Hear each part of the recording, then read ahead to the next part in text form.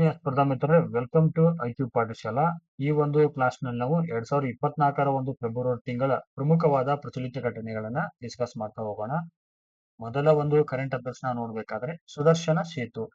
ಸ್ನೇಹಿತರೆ, ಈ ಸುದರ್ಶನ ಸೇತು ಒಂದು ಭಾರತದ ಅತಿ ಉದ್ದದ ಒಂದು ಕೇಬಲ್ ಸೇತುವೆಯಾಗಿದೆ. ಸ್ನೇಹಿತರೆ, ಇದು ಬೆಟ್ ದ್ವಾರಕಾದೀಪ ಮತ್ತು ಓಕಾವನ್ನ ಸಂಪರ್ಕಿಸುತ್ತದೆ. ಅಂದ್ರೆ ಗುಜರಾತ್ ನಲ್ಲಿ ಕಂಡು ಬರತಕ್ಕಂತ ಒಂದು ಪ್ರಮುಖ ದ್ವೀಪ ಇದು. ಇಲ್ಲ, ಸೇತುವೆ. ಇದನ್ನ ಒಟ್ಟು 980 ಕೋಟಿ ರೂಪಾಯಿಗಳಲ್ಲಿ ನಿರ್ಮಾಣ ಮಾಡಲಾಗಿದೆ. ಇದರ ಒಟ್ಟು ಉದ್ದ ಎಷ್ಟಂದ್ರೆ 2.32 ಕಿಲೋಮೀಟರ್ಸ್. ಇದನ್ನ ಉದ್ಘಾಟನೆ ಮಾಡಿದವರು ಸನ್ಮಾನ್ಯ ಶ್ರೀ ಪ್ರಧಾನಮಂತ್ರಿ ನರೇಂದ್ರ ಮೋದಿ ಅವರು. ಇದನ್ನ ಫೆಬ್ರವರಿ 25, 2024ರಂದು ಪ್ರಧಾನಮಂತ್ರಿ ನರೇಂದ್ರ ಮೋದಿ ಅವರು ಇದಕ್ಕೆ ಚಾಲನೆ ನೀಡಿದರು. ನೀವು ಈ ಚಿತ್ರದಲ್ಲಿ ಕೂಡ ನೀವು ಈ ಸುದರ್ಶನ ಒಂದು ಸೇತುವೆಯನ್ನು ನೋಡಬಹುದು. ನೀವು ಸುದರ್ಶನ ಸೇತು ಅಂತ ಕರೀತಾರೆ. ಇದು ಕೇಬಲ್ ಆಧಾರಿತ ನೋಡ್ ಚಿತ್ರದಲ್ಲಿ ಕಾಣಬಹುದು. ಇಲ್ಲಿ ಕೇಬಲ್ ಆಧಾರಿತ ಒಂದು ಭಾರತದ ಅತಿ ಉದ್ದ ಸೇತುವೆ. ನೆಕ್ಸ್ಟ್ ನೋಡೋಣ, ವಿಕ್ರಮಾದಿತ್ಯ. ಏನಿದು ಒಂದು ವಿಕ್ರಮಾದಿತ್ಯ? ಇದು ವಿಶ್ವದ ಮೊದಲ ವೇದಿಕ ಗಡಿಯಾರ. ವಿಶ್ವದ ಮೊದಲ ವೇದಿಕ ಗಡಿಯಾರ ಎಲ್ಲಿ ಸ್ಥಾಪನೆ ಮಾಡಿದ್ದಾರೆ ಅಂದ್ರೆ ಇದನ್ನ ಮಧ್ಯಪ್ರದೇಶದ ಒಂದು ಉಜ್ಜಯಿನಿಯ ಎಲ್ಲಿ ಜಂತರ್ ಮಂತರ್ ನಲ್ಲಿ ಸ್ಥಾಪನೆ ಮಾಡಿದ್ದಾರೆ. ಪ್ರಶ್ನೆ ಕೇಳಬಹುದು, ಇತ್ತೀಚೆಗೆ ವಿಶ್ವದ ಮೊದಲ ವೇದಿಕ ಗಡಿಯಾರವನ್ನು ಈ ಕೆಳಗಿನ ಯಾವ ನಗರದಲ್ಲಿ ಸ್ಥಾಪನೆ ಮಾಡಿದ್ರು ಕೇಳಬಹುದು. ಅದು ಯಾವ್ದಾಗಿರ್ಬೇಕು? ನಿಮ್ಮ ಉತ್ತರ ಉಜ್ಜಯಿನಿ. ಇದನ್ನ ಫೆಬ್ರವರಿ 26ರಂದು ಚಾಲನೆ ಕೊಟ್ಟಿರೋದಕ್ಕೆ. ಈ ಗಡಿಯಾರವನ್ನು ಸರ್ಕಾರಿ ಜೀವಾಜಿ ವೀಕ್ಷಣಾಲಯದ ಪಕ್ಕದಲ್ಲಿರುವ ಉಜ್ಜಯಿನಿಯಲ್ಲಿ ಜಂತರ್ ಮಂತರ್ ನಲ್ಲಿ ಸ್ಥಾಪನೆ ಮಾಡಿದ್ದಾರೆ. ಇದರ ಒಂದು ಎತ್ತು ಅಂದ್ರೆ ಸುಮಾರು 85 ಅಡಿ ಗೋಪುರದ ಮೇಲೆ ಇದನ್ನ ಜೋಡಿಸಲಾಗಿದೆ. ಚಿತ್ರದಲ್ಲಿ ಸ್ನೇಹಿತರೆ ನೀವು ಕಾಣಬಹುದು. ಇಲ್ಲಿದೆ ನೋಡಿ ಅದು. ಪ್ರಶ್ನೆ ಇದನ್ನು ಕೇಳಬಹುದು, ಸರ್ಕಾರಿ ಜೀವಾಜಿ ವೀಕ್ಷಣಾಲಯ ಎಲ್ಲಿ ಕಂಡು ಬರ್ತದೆ ಅಂತ ಕೇಳಬಹುದು. ಇದು ಇಲ್ಲಿ ಮಧ್ಯಪ್ರದೇಶದ ಉಜ್ಜಯಿನಿ. ನೆಕ್ಸ್ಟ್ ನೋಡ್ರಿ, ಮಹಾರಾಜ ವಿಕ್ರಮಾದಿತ್ಯ ಸಂಶೋಧನಾ ಸಂಸ್ಥೆಯ ನಿರ್ದೇಶಕರಾದ ಶ್ರೀರಾಮ್ ತಿವಾರಿ ಅವರು ಹೇಳಿರುವಂತೆ ಇದು ಭಾರತದ ಸಮಯದ ಲೆಕ್ಕಾಚಾರವನ್ನು ಪ್ರದರ್ಶಿಸುವ ವಿಶ್ವದ ಮೊದಲ ಗಡಿಯಾರವಾಗಿದೆ. ಈ ಗಡಿಯಾರವನ್ನು ಸಮಯದ ಲೆಕ್ಕಾಚಾರದ ಒಂದು ಕೇಂದ್ರ ಎಂದು ಪರಿಗಣಿಸಲಾಗಿದೆ. ಇಲ್ಲಿ ವಿಶೇಷ ನೋಡಿ, ಈ ಪಾಯಿಂಟ್ ನೆನಪಿಟ್ಕೊಳ್ಳಿ, ಕರ್ಕಾಟಕ ಸಂಕ್ರಾಂತಿ ಉಜ್ಜಯಿನಿ ಮೂಲಕ ಹಾದು ಹೋಗುತ್ತದೆ. ಇಲ್ಲಿ ಉಜ್ಜಯಿನಿ ಮೂಲಕ ಆಗುತ್ತಾ. ಹೀಗಾಗಿ ಇದನ್ನ ವಿಶ್ವದ ವೇದಿಕ ಗಡಿಯಾರನ ಇಲ್ಲಿ ಸ್ಥಾಪನೆ ಮಾಡಿದ್ದಾರೆ. ಸರಿನಾ? ಈ ಗಡಿಯಾರವು ವೈದಿಕ ಹಿಂದೂ ಪಂಚಾಂಗ, ಗ್ರಹಗಳ ಸ್ಥಾನ, ಮುಹೂರ್ತ ಮತ್ತು ಜ್ಯೋತಿಷ್ಯ ಲೆಕ್ಕಾಚಾರಗಳು, ಸೂರ್ಯಗ್ರಹಣ, ಚಂದ್ರಗ್ರಹಣ, ಇತರ ವಿಷಯಗಳ ಆಧಾರದ ಮೇಲೆ ಸಮಯವನ್ನು ಲೆಕ್ಕಾಚಾರ ಮಾಡುವುದಿದು. ಇನ್ನು ಭಾರತೀಯ ಪ್ರಮಾಣಿತ ಸಮಯ IST ಮತ್ತು ಗ್ರೀನ್ವಿಚ್ ಸರಾಸರಿ ಸಮಯವನ್ನು ಸೂಚಿಸುತ್ತದೆ. ಇದು ಇನ್ನು ಸಮಯದ ಲೆಕ್ಕಾಚಾರವು ಒಂದು ಸೂರ್ಯೋದಯದಿಂದ ಇನ್ನೊಂದು ಸೂರ್ಯೋದಯದ ಅವಧಿಯನ್ನು ಆಧರಿಸಿದೆ. ಆಮೇಲೆ ಗಡಿಯಾರವು ಒಂದು ಸೂರ್ಯೋದಯ ಇನ್ನೊಂದು ಸಮಯಕ್ಕೆ ಲೆಕ್ಕವನ್ನು ಕೊಡುತ್ತಿದ್ದು. ಇನ್ನು ಈ ಎರಡು ಸೂರ್ಯೋದಯ ಒಂದು ನಡುವಿನ ಅವಧಿಯನ್ನ 30 ಭಾಗಗಳಾಗಿ ವಿಂಗಡಣೆ ಮಾಡಲಾಗಿದೆ. ಇಲ್ಲಿ ಪ್ರತಿ ಗಂಟೆಯು 48 ನಿಮಿಷಗಳನ್ನು ಒಳಗೊಂಡಿರುತ್ತೆ. ಯೂಶುವಲ್ ಆಗಿ ನೀವು ನೋಡ್ತೀರಿ 61 ನಿಮಿಷಗಳ ಒಂದು ಗಡಿಯಾರ ನಾವು ಇಲ್ಲಿ ಕಾಣ್ತೀವಿ. ಅಂದ್ರೆ 60 ನಿಮಿಷ = 1 ಗಂಟೆ. ಬಟ್ ಇಲ್ಲಿ ಏನಾಗುತ್ತೆ ಅಂದ್ರ 40 ನಿಮಿಷಗಳ ಒಂದೊಂದು 40 ನಿಮಿಷಗಳಿಗೆ 1 ಗಂಟೆನ ನಾವು ನೋಡ್ತೇವೆ ಇಲ್ಲಿ. ಸರಿನಾ? ಈ ಒಂದು ಸಮಯವನ್ನು ಓದುವಿಕೆ ಅಥವಾ ಅರ್ಥೈಸುವಿಕೆ ಅಂತಂದ್ರೆ ಈ ತರ ನೋಡಬಹುದು. ನಾವಿಲ್ಲಿ 0 ದಿಂದ 30 ಗಂಟೆಗಳವರೆಗೆ ಅಂದ್ರೆ 48 ನಿಮಿಷಗಳಿಗೆ 1 ಗಂಟೆಗಳನ್ನಾಗಿ ವಿಭಾಗ ಮಾಡಲಾಗಿದೆ. ಇಷ್ಟು ಇಂಪಾರ್ಟೆಂಟ್. ಪ್ರಶ್ನೆ ಕೇಳಬಹುದು ಅವ್ರೇನು, ವಿಕ್ರಮಾದಿತ್ಯ ಒಂದು ವೇದಿಕ ಗಡಿಯಾರದಲ್ಲಿ ಒಂದು ನಿಮಿಷ ಎಂದರೆ ಕೇಳಬಹುದು. ಒಂದು ಗಂಟೆ ಅಂದ್ರೆ ಏನು ಗೊತ್ತಾ? 48 ಮಿನಿಟ್ಸ್.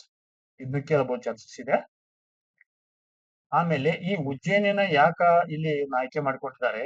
ಹಿಂದೂ ಖಗೋಳಶಾಸ್ತ್ರದ ಒಂದು ನಂಬಿಕೆಯ ಪ್ರಕಾರ ಉಜ್ಜಯಿನಿಯನ್ನು ಒಮ್ಮೆ ಭಾರತದ ಕೇಂದ್ರ ಮೆರಿಡಿಯನ್ ಎಂದು ಪರಿಗಣಿಸಲಾಗಿತ್ತು. ಭಾರತದ ಒಂದು ಮೆರಿಡಿಯನ್ ಎಂದು ಪರಿಗಣಿಸಲಾಗಿತ್ತು. ಸರಿನಾ? ಈ ನಗರವು ದೇಶದ ಸಮಯದ ವಲಯಗಳು ಮತ್ತು ಸಮಯದ ವ್ಯತ್ಯಾಸವನ್ನು ನಿರ್ಧರಿಸುತ್ತದೆ. ಇದು ಹಿಂದೂ ಕ್ಯಾಲೆಂಡರ್ ನಲ್ಲಿ ಸಮಯದ ಒಂದು ಆಧಾರವಾಗಿದೆ. ಉಜ್ಜಯಿನಿಯು ಶೂನ್ಯ ಮೆರಿಡಿಯನ್ ಮತ್ತು ಕರ್ಕಾಟಕ ಟ್ರಾಪಿಕ್ ನೊಂದಿಗೆ ಪರಸ್ಪರವಾದ ಒಂದು ಕ್ರಿಯೆಯ ನಿಖರವಾದ ಹಂತದಲ್ಲಿರ್ತಕ್ಕಂಥ ಒಂದು ವಿಚಾರ ನಾವಿಲ್ಲಿ ನೋಡ್ತೀವಿ. ಇದು 18ನೇ ಶತಮಾನದ ಆರಂಭದಲ್ಲಿ ಜೈಪುರದ ಒಂದು ಜವಾಯಿ ಎರಡನೇ ಸವಾಯಿ ಜೈಸಿಂಗ್ ನಿರ್ಮಿಸಿದ ಭಾರತದ ಅತ್ಯಂತ ಹಳೆಯ ವೀಕ್ಷಣಾಲಯದಲ್ಲಿದೆ. ಸರಿನಾ? ಅತ್ಯಂತ ಹಳೆಯ ವೀಕ್ಷಣಾಲಯ ಏನ್ ಕರೀತಾರೆ? ಇಲ್ಲಿ ಜಂತರ್ ಮಂತರ್ ಅಂತ ಕರೀತಾರೆ. ಅಂತರ್ ಜಂತರ್ ಮಂತರ್ ಇದು ಡೆಲ್ಲಿಯಲ್ಲಿ ಕಂಡು ಬರುತ್ತಾ, ಜೈಪುರಲ್ಲಿ ಕಂಡು ಬರುತ್ತಾ ಮತ್ತು ಉಜ್ಜಯಿನಿಯಲ್ಲಿ ಕೂಡ ಕಂಡು ಬರುತ್ತಿದ್ದು. ಇನ್ನು 1884ರ ಮೆರಿಡಿಯನ್ ಸಮಾವೇಶವು ಗ್ರೀನ್ವಿಚ್ ಮೂಲಕ ಹಾದು ಹೋಗುವ ರೇಖಾಂಶವನ್ನು ಶೂನ್ಯ ಮೆರಿಡಿಯನ್ ಅಥವಾ ಪ್ರೈಮ್ ಮೆರಿಡಿಯನ್ ಎಂದು ಒಪ್ಪಿಕೊಂಡಿತ್ತು. ಇನ್ನು IST GMTಗಿಂತ 4 ಗಂಟೆಗಳ ಮುಂಚಿತವಾಗಿ ಉತ್ತರ ಪ್ರದೇಶದ ಒಂದು ಮಿರ್ಜಾಪುರದಲ್ಲಿ 82 ನಿಮಿಷ 30 ಸೆಕೆಂಡುಗಳ ಪೂರ್ವ ರೇಖಾಂಶಗಳನ್ನ ಇದು ಹೊಂದಿದೆ. ಇನ್ನೊಂದು ಇಂಪಾರ್ಟೆಂಟ್ ಐತೆ ನೋಡ್ರಿ, ಹೋಮೋಸೇಫ್ ಆಟಮ್ ಎಂದರೆ ಅಂತ ಕೇಳಬಹುದು ಇಲ್ಲಿ ಚಾನ್ಸಸ್ ಐತಿ. ಇದು ಭಾರತದ ಮೊದಲ ಸೆಪ್ಟಿಕ್ ಟ್ಯಾಂಕ್ ಕ್ಲೀನಿಂಗ್ ರೋಬೋಟ್. ಇದು septic tank manhole cleaning robot. ಇದೊಂದು ಇದನ್ನ ಅಭಿವೃದ್ಧಿ ಪಡಿಸತಕ್ಕಂತ ಸಂಸ್ಥೆ ಯಾವ್ದಂದ್ರೆ IIT ಮದ್ರಾಸ್ ಅವರು. ಕ್ವಶನ್ಸ್ ಕೇಳಬಹುದು, ಭಾರತದ ಮೊದಲ ಸೆಪ್ಟಿಕ್ ಟ್ಯಾಂಕ್ ಕ್ಲೀನಿಂಗ್ ರೋಬೋಟ್ ನ ಹೆಸರು ಏನಂತ ಕೇಳಬಹುದು, ಹೋಮೋ ಸೇಫ್. ನೆಕ್ಸ್ಟ್ ನೋಡ್ರಿ, ಭಾರತದ ಒಂದು ನೂತನ ಲೋಕಪಾಲರ ನೇಮಕ ಆಯ್ತು ಇತ್ತೀಚೆಗೆ. ಇದಕ್ಕೆ ನೇಮಕಗೊಂಡವರು ಯಾರಂದ್ರೆ AM ಖಾನ್ವಿಲ್ಕರ್ ಎಂಬ ಸುಪ್ರೀಂ ಕೋರ್ಟ್ ನ ನ್ಯಾಯಮೂರ್ತಿಗಳು. ಈ ಒಂದು ಲೋಕಪಾಲ ಸಂಸ್ಥೆಯ ಪ್ರಮುಖ ಧ್ಯೇಯವಾಕ್ಯ ಅಂದ್ರೆ ಯಾರ ಸಂಪತ್ತಿಗಾಗಿ ದುರಾಶೆ ಪಡಬೇಡಿ ಎಂಬುದು ಈ ಒಂದು ಭಾರತದ ಲೋಕಪಾಲ ಸಂಸ್ಥೆಯ ಧ್ಯೇಯವಾಕ್ಯ. ಇದರ ಕೇಂದ್ರ ಕಚೇರಿ ಕಂಡು ಬರ್ತಕ್ಕಂಥ ಸ್ಥಳ ಯಾವುದು? ನವದೆಹಲಿ, ಭಾರತದ ಒಂದು ರಾಜಧಾನಿ. ಇದನ್ನ 19 ಮಾರ್ಚ್ 2019ರಲ್ಲಿ ಏನ್ ಮಾಡಿದ್ರಂತ ಸ್ಥಾಪನೆ ಮಾಡಬಹುದು. ಈ ಚಿತ್ರದಲ್ಲಿ ಕೂಡ ನೀವು ಕಾಣಬಹುದು. ಜಸ್ಟಿಸ್ AM ಖಾನ್ವಿಲ್ಕರ್ನನ್ನ ಭಾರತದ ನೂತನ ಲೋಕಪಾಲರಾಗಿ ನೇಮಕ ಮಾಡಿದ್ದನ್ನು ನೀವು ಕಾಣಬಹುದು. ಇನ್ನು ಧರ್ಮ ಗಾರ್ಡಿಯನ್ 2024 ಇದು ಒಂದೇನಂದ್ರೆ ಜಂಟಿ ಮಿಲಿಟರಿ ಸಮರಾಭ್ಯಾಸ. ಇದು ರಾಜಸ್ಥಾನದ ಒಂದು ಮಹಾಜನ್ ಫೀಲ್ಡ್ ಫೈರಿಂಗ್ ರೇಂಜ್ ನಲ್ಲಿ ನಡೆಯಿತು. ಇದರಲ್ಲಿ ಭಾರತ ಮತ್ತು ಜಪಾನ್ ದೇಶಗಳ ಸೈನ್ಯಗಳು ಭಾಗವಹಿಸಿದವು. ನೀವು ನೋಡಬಹುದು, ಇಲ್ಲಿ ಶಾರ್ಟ್ ಆಗಿ ಕೊಟ್ಟಿದ್ದಾರೆ ನೋಡ್ರಿ. DG means Dharma guardian. India Japan joint exercise 5th edition. ಇದು 5ನೇ ಆವೃತ್ತಿಯ ಒಂದು ಜಂಟಿ ಮಿಲಿಟರಿ ಸಮರಾಭ್ಯಾಸ. ನೆಕ್ಸ್ಟ್ ನೋಡೋಣ, ಜಾಗತಿಕ ಬೌದ್ಧಿಕ ಆಸ್ತಿ ಸೂಚ್ಯಂಕ 2024, ಗ್ಲೋಬಲ್ ಇಂಟೆಲೆಕ್ಚುಯಲ್ ಪ್ರಾಪರ್ಟಿ ಇಂಡೆಕ್ಸ್ 2024. ಸ್ನೇಹಿತರೆ, ಈ ಒಂದು 2024ರಲ್ಲಿ ಭಾರತದ ಸ್ಥಾನ ಎಷ್ಟಂದ್ರೆ 42. ಇಲ್ಲಿ ಪರಿಗಣಿಸಿದ ದೇಶಗಳ ಸಂಖ್ಯೆ ಎಷ್ಟು? 55. ಅಂದ್ರೆ ನಮ್ಮ ದೇಶದ ಎಲ್ಲಿದೆ ಅಂದ್ರೆ ಒಂದು ತುಂಬಾ ಕೆಳಮಟ್ಟದಲ್ಲಿದೆ ನಾವು, ಸರಿನಾ? ಈ ಒಂದು ಸ್ಥಾನದಲ್ಲಿ ಭಾರತ ಪಡೆದಿರ್ತಕ್ಕಂಥ ಅಂಕಗಳ ಸಂಖ್ಯೆ 38.68%. ಈ ಜಾಗತಿಕ ಒಂದು ಬೌದ್ಧಿಕ ಆಸ್ತಿ ಸೂಚ್ಯಂಕವನ್ನ ಅಮೆರಿಕದ ಒಂದು US ಚೇಂಬರ್ ಆಫ್ ಕಾಮರ್ಸ್ ಸಂಸ್ಥೆ ಪ್ರಕಟಣೆ ಮಾಡುತ್ತಾರೆ. ಇನ್ನು ಇಂಟೆಲೆಕ್ಚುಯಲ್ ಪ್ರಾಪರ್ಟಿ ಅಂತ ಕೊಟ್ಟಿದ್ದಾರೆ ನೋಡಿ. ಇಂಟೆಲೆಕ್ಚುಯಲ್ ಪ್ರಾಪರ್ಟಿ ಹೊಂದಿರತಕ್ಕಂಥ ಅಂಶಗಳು ಯಾವ್ದಂದ್ರೆ ಒಂದು ಪೇಟೆಂಟ್, ಇನ್ನೊಂದು ಕಾಪಿರೈಟ್ಸ್ಗಳು, ಆಮೇಲೆ ಟ್ರೇಡ್ ಮಾರ್ಕ್ಗಳು. ಪೇಟೆಂಟ್ಗಳು ಮತ್ತೆ ಕಾಪಿರೈಟ್, ಟ್ರೇಡ್ ಮಾರ್ಕ್ಗಳು, PCT. ಇನ್ನು ಸಂಗೀತ ಅಕಾಡೆಮಿ ಕುರಿತಾಗಿ ಸ್ವಲ್ಪ ಮಾಹಿತಿ ನೋಡೋಣ. ಇದೇನಂದ್ರ ಸಂಗೀತ, ನೃತ್ಯ ಮತ್ತು ನಾಟಕಗಳಿಗಾಗಿರ್ತಕ್ಕಂಥ ಒಂದು ರಾಷ್ಟ್ರೀಯ ಅಕಾಡೆಮಿ. ಅದು ಸಂಗೀತ ನಾಟಕ ಅಕಾಡೆಮಿ. ಇದನ್ನ ಸಂಸ್ಕೃತಿ ಸಚಿವಾಲಯ ಮ್ಯಾನೇಜ್ ಮಾಡುತ್ತೆ. ಅಂದ್ರೆ ಇದು ಸಂಸ್ಕೃತಿ ಸಚಿವಾಲಯದ ಒಂದು ಸ್ವಾಯತ್ತ ಸಂಸ್ಥೆ. ಇದು ಸಂಗೀತ ನಾಟಕ ಅಕಾಡೆಮಿ ನೀಡುವ ಅತ್ಯುನ್ನತ ಗೌರವ ಯಾವುದಂದ್ರೆ ಅಕಾಡೆಮಿ ರತ್ನ ಅಥವಾ ಅಕಾಡೆಮಿ ಫೆಲೋ.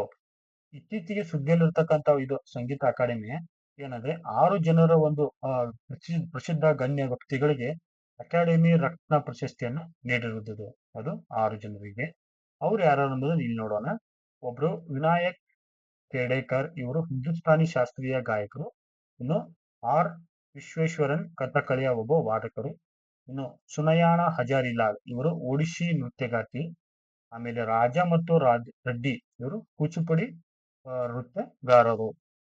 ಇನ್ನು ದುಲಾಲ್ ರಾಯ್, ಜಾನಪದ ಒಂದು ಗಾಯಕ ಮತ್ತು ಸಂಶೋಧಕರು ಇವರು. ಇನ್ನು BP ಸಿನ್ಹಾ, ಇವರು UGCಯ ಮಾಜಿ ಅಧ್ಯಕ್ಷರು ಮತ್ತು ಆಡಳಿತಗಾರರು. ಇನ್ನೊಂದು ಇಂಪಾರ್ಟೆಂಟ್ ಐತೆ ನೋಡ್ರಿ, ಭಾರತದ ಗಗನಯಾನ ಮಿಷನ್ ಮತ್ತು ಗಗನಯಾತ್ರಿಗಳು ಒಂದು ಟಾಪಿಕ್ ಐತಿ. ಇಲ್ಲಿ ಏನಂದ್ರ ಭಾರತದ ಗಗನಯಾನ ಮಿಷನ್ ಐತಿಲ್ಲ, ಇದಕ್ಕೆ ಬಳಸಿರ್ತಕ್ಕಂಥ ರಾಕೆಟ್ ಹೆಸರು ಅಂದ್ರೆ GSLV Mac 3. ಇದನ್ನ ಇನ್ನೇನು ಕರೀತಾರೆ ಅಂದ್ರೆ LVM-3 ಅಂತ ಕೂಡ ಕರೀತಾರೆ. ಇದನ್ನ ಒಂದು ಕೈಗೊಂಡ ಸಂಸ್ಥೆ ಯಾವ್ದಂದ್ರೆ ಭಾರತೀಯ ಬಾಹ್ಯಾಕಾಶ ಸಂಸ್ಥೆ ಇಸ್ರೋದವರು ಇದನ್ನು ಕೈಗೊಂಡಿದ್ರು. ಇಲ್ಲಿ ನಡ್ತಿರ್ತಕ್ಕಂಥ ಈ ಒಂದು ಗಗನಯಾನದಲ್ಲಿರ್ತಕ್ಕಂಥ ಗಗನಯಾತ್ರಿಗಳಿಗೆ ರಷ್ಯಾದ ಒಂದು ಬಾಹ್ಯಾಕಾಶ ಸಂಸ್ಥೆಯಲ್ಲಿ ತರಬೇತಿಯನ್ನ ನೀಡಲಾಯಿತು. ಈ ಗಗನಯಾತ್ರಿಗಳನ್ನ ಯಾವ ಒಂದು ಕ್ಷೇತ್ರದಿಂದ ಆಯ್ಕೆ ಮಾಡಿಕೊಂಡಿದ್ದಾರೆ? ಭಾರತೀಯ ವಾಯುಪಡೆಯ 4 ಅಧಿಕಾರಿಗಳನ್ನ ಏನ್ ಮಾಡಿದಾರಂದ್ರೆ ಇಲ್ಲಿ ಆಯ್ಕೆ ಮಾಡಿಕೊಂಡಿದ್ದಾರೆ. ಇದರ ಒಂದು ಪ್ರಮುಖ ಗುರಿ ಏನಂದ್ರೆ ಈ ಮೂವರು ಗಗನಯಾತ್ರಿಗಳನ್ನು ಕೆಳ ಭೂಕಕ್ಷೆಗೆ ಕರೆದೊಯ್ಯುವ ಒಂದು ಗುರಿಯನ್ನು ಹೊಂದಿತ್ತು. ಇದಾದ ನಂತರ 3 ದಿನಗಳ ಕಾಲ ಬಾಹ್ಯಾಕಾಶದಲ್ಲಿ ಕಳೆದು ಈ ಒಂದು ರಾಕೆಟ್ ಅನ್ನ ಭೂಮಿಗೆ ವಾಪಸ್ ತರುವುದು. ಇನ್ನು ನಮ್ಮ ಭಾರತದ ಒಂದು ಹೆಗ್ಗಳಿಕೆ ಯಾವ ಮಟ್ಟಕ್ಕೆ ಹೋಗುತ್ತಂದ್ರ ಅಮೆರಿಕ, ರಷ್ಯಾ, ಚೀನಾ ಬಳಿಕ ಬಾಹ್ಯಾಕಾಶಕ್ಕೆ ಮಾನವರನ್ನು ಕಳಿಸಿದ ಜಗತ್ತಿನ ಒಂದು 4ನೇ ದೇಶ ಎಂಬ ಹೆಗ್ಗಳಿಕೆಗೆ ಭಾರತ ಪಾತ್ರವಾಗುತ್ತದೆ. ಇದಕ್ಕೆ ನಾವು ಆ ಗಗನಯಾತ್ರಿಗಳು ಯಾರೆಂದು ತಿಳ್ಕೋದಾದ್ರೆ ಈ ಗ್ರೂಪ್ ಕ್ಯಾಪ್ಟನ್ ಯಾರು? ಗ್ರೂಪ್ ಕ್ಯಾಪ್ಟನ್ ಪ್ರಶಾಂತ್ ಬಾಲಕೃಷ್ಣನ್ ನಾಯರ್, ಆಮೇಲೆ ಅಜಿತ್ ಕೃಷ್ಣನ್, ಇನ್ನೊಬ್ರು ಅಂಗದ್ ಪ್ರತಾಪ್, ಇನ್ನೊಬ್ರು ಶಿವಾಂಶು ಶುಕ್ಲಾ. ಇಷ್ಟು 4 ಜನ ಗಗನಯಾತ್ರಿಗಳನ್ನ ಗಗನ ಒಂದು ಯಾನಕ್ಕೆ ಆಯ್ಕೆ ಮಾಡಲಾಗಿದೆ. ಮುಂದಿನ ಒಂದು ವಿಚಾರ ನೋಡೋಣ. ವ್ಯೋಮಮಿತ್ರ. ಸ್ನೇಹಿತರೆ ಇಂಪಾರ್ಟೆಂಟ್ ಆಗತ್ತೆ ನೋಡ್ರಿ. ವ್ಯೋಮಮಿತ್ರ ಇದೊಂದೇನಂದ್ರೆ ಲೇಡಿ ರೋಬೋಟ್. ಇದು ಈ ಚಿತ್ರದಲ್ಲಿ ಕೂಡ ನೋಡಬಹುದು. ಇಲ್ಲಿ ಏನು ಇದೊಂದು ಲೇಡಿ ರೋಬೋಟ್. ವ್ಯೋಮಮಿತ್ರ ಎಂಬುದು ಸಂಸ್ಕೃತ ಶಬ್ದವಾಗಿದ್ದು ವ್ಯೋಮ ಅಂದ್ರೆ ಬಾಹ್ಯಾಕಾಶ ಎಂದರ್ಥ, ಮಿತ್ರ ಅಂದ್ರೆ ಸ್ನೇಹಿತ ಎಂದರ್ಥ. ಇದನ್ನ ಇಸ್ರೋದವರು 2020ರಲ್ಲಿ ನಿರ್ಮಾಣ ಮಾಡಿದ್ರು. ಇನ್ನು ಪ್ರಮುಖವಾದ ಅಂಶಗಳನ್ನು ನಾವು ನೋಡೋದಾದ್ರೆ ಮಾನವರಹಿತ ಗಗನಯಾನ ಮಿಷನ್ಗಾಗಿ ಇದನ್ನು ನಿರ್ಮಿಸಲಾಗಿದೆ. ಇದು ಬಾಹ್ಯಾಕಾಶದಲ್ಲಿ ಗಗನಯಾತ್ರಿಗಳೊಂದಿಗೆ ಸಂವಹನ ನಡೆಸುವ ಒಂದು ಸಾಮರ್ಥ್ಯನ ಹೊಂದಿದ್ದು ಅವರು ಕೇಳುವ ಎಲ್ಲಾ ಪ್ರಶ್ನೆಗಳಿಗೆ ಉತ್ತರವನ್ನ ನೀಡುವುದಿದು. ಮಾನವ ಕ್ರಿಯೆಗಳನ್ನು ಅನುಸರಿಸುವ ಸಾಮರ್ಥ್ಯವನ್ನು ಕೂಡ ಈ ರೋಬೋಟ್ ಹೊಂದಿದೆ. ಎಲ್ಲಾ ವ್ಯವಸ್ಥೆಗಳು ಸರಿ ಇದೆಯೇ ಎಂದು ಪರೀಕ್ಷಿಸಲು ಸಾಮರ್ಥ್ಯವನ್ನು ಹೊಂದಿರತಕ್ಕಂಥ ಇದನ್ನ ನಾವು ನೋಡ್ತೀವಿ. ವ್ಯೋಮ ಮಿತ್ರವನ್ನ ಯಾವಾಗ ನಿರ್ಮಾಣ ಮಾಡಲಾಯಿತು? 2020ರಲ್ಲಿ. ಯಾರು ನಿರ್ಮಾಣ ಮಾಡಿದ್ರು? ಇಸ್ರೋದವರು. ಇನ್ನು ಇದು ಯಾವ ತರ ಇದೆ ಅಂದ್ರೆ ಒಂದು ಲೇಡಿ ರೋಬೋಟ್ ತರ ಆಕಾರವನ್ನು ಹೊಂದಿರತಕ್ಕಂಥ ವಿಚಾರ ನಾವಿಲ್ಲಿ ನೋಡ್ತೀವಿ. ನೆಕ್ಸ್ಟ್ ನಾವು ನೋಡ್ಬೇಕಾದ್ರೆ ಬ್ರಿಟನ್ ದೊರೆಯಿಂದ ನೈಟ್ಹುಡ್ ಗೌರವಕ್ಕೆ ಪಾತ್ರರಾದ ಮೊದಲ ಭಾರತೀಯ ಪ್ರಜೆ ಯಾರಂತ ಕೊಟ್ಟಿದ್ದಾರೆ ಇಲ್ಲಿ. ಇಲ್ಲಿ ಸರಿಯಾಗಿರ್ತಕ್ಕಂಥ ನಾವು ವಿಚಾರ ನೋಡೋದ್ರಲ್ಲಿ ಏರ್ಟೆಲ್ ಕಂಪನಿ ಅವರು ಮಾಲೀಕರಾದ ಸುನಿಲ್ ಭಾರತಿ ಮಿತ್ತಲ್ ಅವರು. ಇನ್ನು ಭಾರತಿ ಏರ್ಟೆಲ್ ಕಂಪನಿ ನಾವು ನೋಡೋದಾದ್ರೆ ಇದು ಒಂದು ದೂರ ಸಂಪರ್ಕ ಕಂಪನಿ. ಇದರ ಸ್ಥಾಪಕರು ಯಾರಂದ್ರೆ ಸುನಿಲ್ ಭಾರತಿ ಮಿತ್ತಲ್ ಅವರು. ಇದರ ಪ್ರಧಾನ ಕಚೇರಿ ಕಂಡು ಬರತಕ್ಕಂಥ ಸ್ಥಳ ಯಾವುದಂದ್ರೆ ನವದೆಹಲಿ. ಇದನ್ನ 7 ಜುಲೈ 1995ರಲ್ಲಿ ಸ್ಥಾಪನೆ ಮಾಡಲಾಗಿದೆ. ಚಿತ್ರದಲ್ಲಿ ನೀವು ನೋಡಬಹುದು ಇವರು ಸುನಿಲ್ ಭಾರತಿ ಮಿತ್ತಲ್. ಸ್ನೇಹಿತರೆ ಮುಂದಿನ ವಿಚಾರ ನೋಡೋಣ. 3 ಹೊಸ ಕ್ರಿಮಿನಲ್ ಕಾನೂನುಗಳ ಜಾರಿಗೆ. ಸ್ನೇಹಿತರೆ ಜಾರಿಗೆ ಬಂದಿರತಕ್ಕಂಥ ಡೇಟ್ ಕೇಳಬಹುದು ಸ್ನೇಹಿತರೆ. ಯಾವ್ದಂದ್ರೆ ಜುಲೈ 1 2024. ಜುಲೈ 1 2024. ಹಿಂದಿನ ಒಂದು ಏನು ಹಳೆ ಹೆಸರುಗಳಿವು, ಕಾನೂನುಗಳ ಒಂದು ಹಳೆ ಹೆಸರು. ಮತ್ತೇನ್ ಮಾಡಿದಾರೆ ಅಂದ್ರೆ ಇವಕ್ಕ ಮರುನಾಮಕರಣ ಮಾಡಿದ್ರು. ಮರುನಾಮಕರಣ ಮತ್ತು ಕೆಲವು ತಿದ್ದುಪಡಿಗಳು ಕೂಡ ಮಾಡಿದ್ರು. ಅವುಗಳನ್ನ ಇಲ್ಲಿ ನೋಡೋಣ. IPC 1860 ಇದನ್ನೇನಂದ್ರ ಭಾರತೀಯ ನ್ಯಾಯ ಸಂಹಿತೆ ಮಸೂದೆ 2023 ಅಂತ ಮರುನಾಮಕ ಮಾಡಿದ್ರು. ಇನ್ನು CRPC 1973 ಇದನ್ನ ಭಾರತೀಯ ನಾಗರಿಕ ಸುರಕ್ಷಾ ಸಂಹಿತೆ 2023 ಅಂತ ಏನ್ ಮಾಡಿದ್ರು ಅಂದ್ರೆ ಮರುನಾಮಕರಣ ಮಾಡಿದ್ರು. ಇನ್ನು ಇಂಡಿಯನ್ ಎವಿಡೆನ್ಸ್ ಆಕ್ಟ್ ಆಫ್ 1872 ಇದನ್ನ ಭಾರತೀಯ ಸಾಕ್ಷ್ಯ ಮಸೂದೆ 2023 ಅಂತ ಏನ್ ಮಾಡಿದ್ರೆ ಮರುನಾಮಕರಣ ಮಾಡಿದ್ರು. ಏನ್ ಕೇಳ್ತಾರಂದ್ರೆ ಪ್ರಶ್ನೆ ಇದನ್ನ ಕೇಳ್ಬೋದು. ಜುಲೈ 1ರಂದು ಇದನ್ನ ಜಾರಿಗೆ ತಂದಿರತಕ್ಕಂಥ ವಿಚಾರ ನೆನ್ಪಿಟ್ಕೊಳ್ಳಿ. ಮುಂದಿನ ಒಂದು ವಿಚಾರ ನೋಡೋಣ. ಹಿರಿಯ ಗಾಯಕ ಪಂಕಜ್ ಉದಾಸ್ ಅವರ ನಿಧನ ಹೊಂದಿದ್ರು. ಈ ಚಿತ್ರದಲ್ಲಿ ಕೂಡ ನೋಡ್ಬೋದು ನೀವು. ಈ ಪಂಕಜ್ ಉದಾಸ್ ಅವರು ಯಾವ್ದ್ರಲ್ಲಿ ಫೇಮಸ್ ಆಗಿದ್ರು ಅಂದ್ರೆ ಗಜಲ್ಗಳಲ್ಲಿ ಫೇಮಸ್ ಆಗಿದ್ರು. ಕೇಳ್ಬೋದು ನಿಮ್ಗ ಯಾವ ಕ್ಷೇತ್ರದಲ್ಲಿ ಫೇಮಸ್ ಆಗಿರೋ ಅಂತ ಕೇಳ್ಬೋದು. ಗಜಲ್ ಅಲ್ಲಿ ಇವರು ಪ್ರಸಿದ್ಧ ಒಂದು ಸಂಗೀತಗಾರ ಆಗಿದ್ರು ಅವರು. ನೆಕ್ಸ್ಟ್ ನೋಡ್ರಿ, ಭಾರತ್ ಟೆಕ್ಸ್ಟ್ 2024 ಇದನ್ನ ಉದ್ಘಾಟನೆ ಮಾಡಿರ್ತಕ್ಕಂತ ಒಂದು ಪ್ರಸಿದ್ಧ ವ್ಯಕ್ತಿಯರು ನಮ್ಮ ಭಾರತದ ಪ್ರಧಾನಮಂತ್ರಿಗಳಾದ ನರೇಂದ್ರ ಮೋದಿ ಅವರು. ಇದು 2024ರಂದು ಫೆಬ್ರವರಿ 26ರಂದು ನಡೀತು. ಇದನ್ನ ಎಲ್ಲಿ ಆಯೋಜನೆ ಮಾಡಿದ್ರು ಅಂದ್ರೆ ಭಾರತದ ಒಂದು ಪ್ರಮುಖ ರಾಜಧಾನಿಯಾದ ನವದೆಹಲಿಯ ಒಂದು ಭಾರತ ಮಂಟಪದಲ್ಲಿ ಇದನ್ನ ಆಯೋಜನೆ ಮಾಡಿದರು. ಏನ್ ವಿಶೇಷ ಅಂದ್ರೆ ಇದು ಭಾರತದ ಒಂದು ನಡೆದಿರ್ತಕ್ಕಂತ ಒಂದು ಅತಿ ದೊಡ್ಡ ಜಾಗತಿಕ ಒಂದು ಜವಳಿ ಕಾರ್ಯಕ್ರಮಗಳಲ್ಲಿ ಕೂಡ ಇದು ಒಂದು ಆಗಿತ್ತು. ಇದರಲ್ಲಿ ಸುಮಾರು 100ಕ್ಕೂ ಹೆಚ್ಚು ದೇಶಗಳು ಭಾಗವಹಿಸಿದ್ದವು. ನೆಕ್ಸ್ಟ್ ನೋಡ್ರಿ, ODCS ಇದು ಒಂದು ಏನಂದ್ರೆ ಚಂದ್ರನ ಮೇಲೆ ಇಳಿದ ಅಮೆರಿಕದ ಒಂದು ಮೊದಲ ನಿರ್ಮಿತ ಒಂದು ಬಾಹ್ಯಾಕಾಶ ನೌಕೆ. 1972ರಲ್ಲಿ ಅಪೋಲೋ 17ರ ನಂತರ ಚಂದ್ರನ ಮೇಲೆ ಇಳಿದ ಮೊದಲ ಅಮೆರಿಕ ನಿರ್ಮಿತ ಒಂದು ಬಾಹ್ಯಾಕಾಶ ನೌಕೆ ಎಂಬ ಹೆಗ್ಗಳಿಕೆಗೆ ಈ ಒಡಿಸಿಯಸ್ ಪಾತ್ರ ಆಗಿದೆ. ನೆಕ್ಸ್ಟ್ ನೋಡ್ರಿ, ರೈಜಿನಾ ಡೈಲಾಗ್ 2024. ಸ್ನೇಹಿತರೆ, ಇದು ನವದೆಹಲಿಯ ಒಂದು ರಾಷ್ಟ್ರಪತಿ ಭವನದಲ್ಲಿ ಜರುಗುವುದು. ಇದು ಎಷ್ಟನೇ ಒಂದು ಡೈಲಾಗ್ ಆಗಿತ್ತು ಅಂದ್ರೆ 9ನೇ ಆವೃತ್ತಿಯ ಒಂದು ಡೈಲಾಗ್ ಆಗಿತ್ತು. ಇದು ಫೆಬ್ರವರಿ 21ರಿಂದ 23ರವರೆಗೆ ನವದೆಹಲಿಯಲ್ಲಿ ನಡೆದಿತ್ತು. ಇದೇನಂದ್ರೆ ಒಂದು ಭೌಗೋಳಿಕ, ರಾಜಕೀಯ ಮತ್ತು ಆರ್ಥಿಕ ಸಮ್ಮೇಳನ ಒಂದು ಇಲ್ಲಿ ನಾವು ನೋಡ್ತೀವಿ. ಈ ಸಲ ಒಂದು ಅತಿಥಿಯಾಗಿ ಭಾಗವಹಿಸಿದವರು ಯಾರಂದ್ರೆ ಹೆಲೆನಿಕ್ ಗಣರಾಜ್ಯ ಅಥವಾ ಗ್ರೀಸ್ ದೇಶದ ಒಂದು ಪ್ರಧಾನಿಯಾದ ಕರಿಯಾಕೋಸ್ ಮಿಟ್ಸೋಟಾಕಿಸ್ ಅವರು ಭಾಗವಹಿಸಿದ್ರು. ಸ್ನೇಹಿತರೆ, ಈ ಒಂದು 2024ರ ಥೀಮ್ ಏನಾಗಿತ್ತಂದ್ರೆ ಚತುರಂಗ, ಕಾನ್ಫ್ಲಿಕ್ಟ್, ಕಾಂಟೆಸ್ಟ್, ಕೋಆಪರೇಟ್ ಮತ್ತು ಕ್ರಿಯೇಟ್. ಪ್ರಶ್ನೆ ಕೇಳಬಹುದು, C4 ಏನಾಗಿತ್ತು ಅಂತ ಕೇಳಬಹುದು. ಏನ್ ಮಾಡ್ತಾರಂದ್ರ ಈ 4 ಪದಗಳನ್ನು ಕೂಡ ನಿಮ್ಗೆ ಇಲ್ಲಿ ಕೇಳಬಹುದು. C4 ನಾಗ ಏನು ಕಾನ್ಫ್ಲಿಕ್ಟ್, ಕಾಂಟೆಕ್ಟ್, ಇನ್ನೊಂದು ಕೋಆಪರೇಟಿವ್ ಮತ್ತು ಕ್ರಿಯೇಟಿವ್, ಇಷ್ಟು ಪದಗಳನ್ನು ನೆನ್ಪಿಟ್ಕೊಳ್ಳಿ. ನೆಕ್ಸ್ಟ್ ನೋಡೋಣ, ಬಾಹ್ಯಾಕಾಶ ಕ್ಷೇತ್ರದಲ್ಲಿ ಇತ್ತೀಚೆಗೆ ಕೇಂದ್ರ ಸರ್ಕಾರ 100% FDIಗೆ ಕೇಂದ್ರ ಸರ್ಕಾರ ಅನುಮತಿ ನೀಡಿದೆ. ಇನ್ನು ಪ್ರಶ್ನೆ ಕೇಳಬಹುದು, ಇತ್ತೀಚೆಗೆ ಕೇಂದ್ರ ಸರ್ಕಾರ ಬಾಹ್ಯಾಕಾಶ ಕ್ಷೇತ್ರದಲ್ಲಿ ಶೇಕಡ ಎಷ್ಟರಷ್ಟು ಏನು FDIಗೆ ಅನುಮತಿ ನೀಡಲಾಗಿದೆ ಕೇಳಬಹುದು. ಶೇಕಡ ಎಷ್ಟು? 100ರಷ್ಟು. ಇನ್ನ ಮುಂದೆ ನೋಡಿ, ಖೇಲೋ ಇಂಡಿಯಾ ಯೂನಿವರ್ಸಿಟಿ ಗೇಮ್ಸ್ ಇದೆಲ್ಲಿ ಆಯೋಜನೆ ಮಾಡಿದ್ರು? ಅಸ್ಸಾಂನ ಒಂದು ಗುವಾಹಟಿಯಲ್ಲಿ. ಇದರ ಒಂದು ಮಸ್ಕಟ್ ಯಾವ್ದಾಗಿತ್ತು ನೋಡ್ಬೋದು ನೀವು ಇಲ್ಲಿ, ಅಷ್ಟಲಕ್ಷ್ಮಿ ಈ ಒಂದು ಖೇಲೋ ಇಂಡಿಯಾ ಯೂನಿವರ್ಸಿಟಿ ಗೇಮ್ ನ ಏನು ಮಸ್ಕಟ್ ಆಗಿತ್ತು.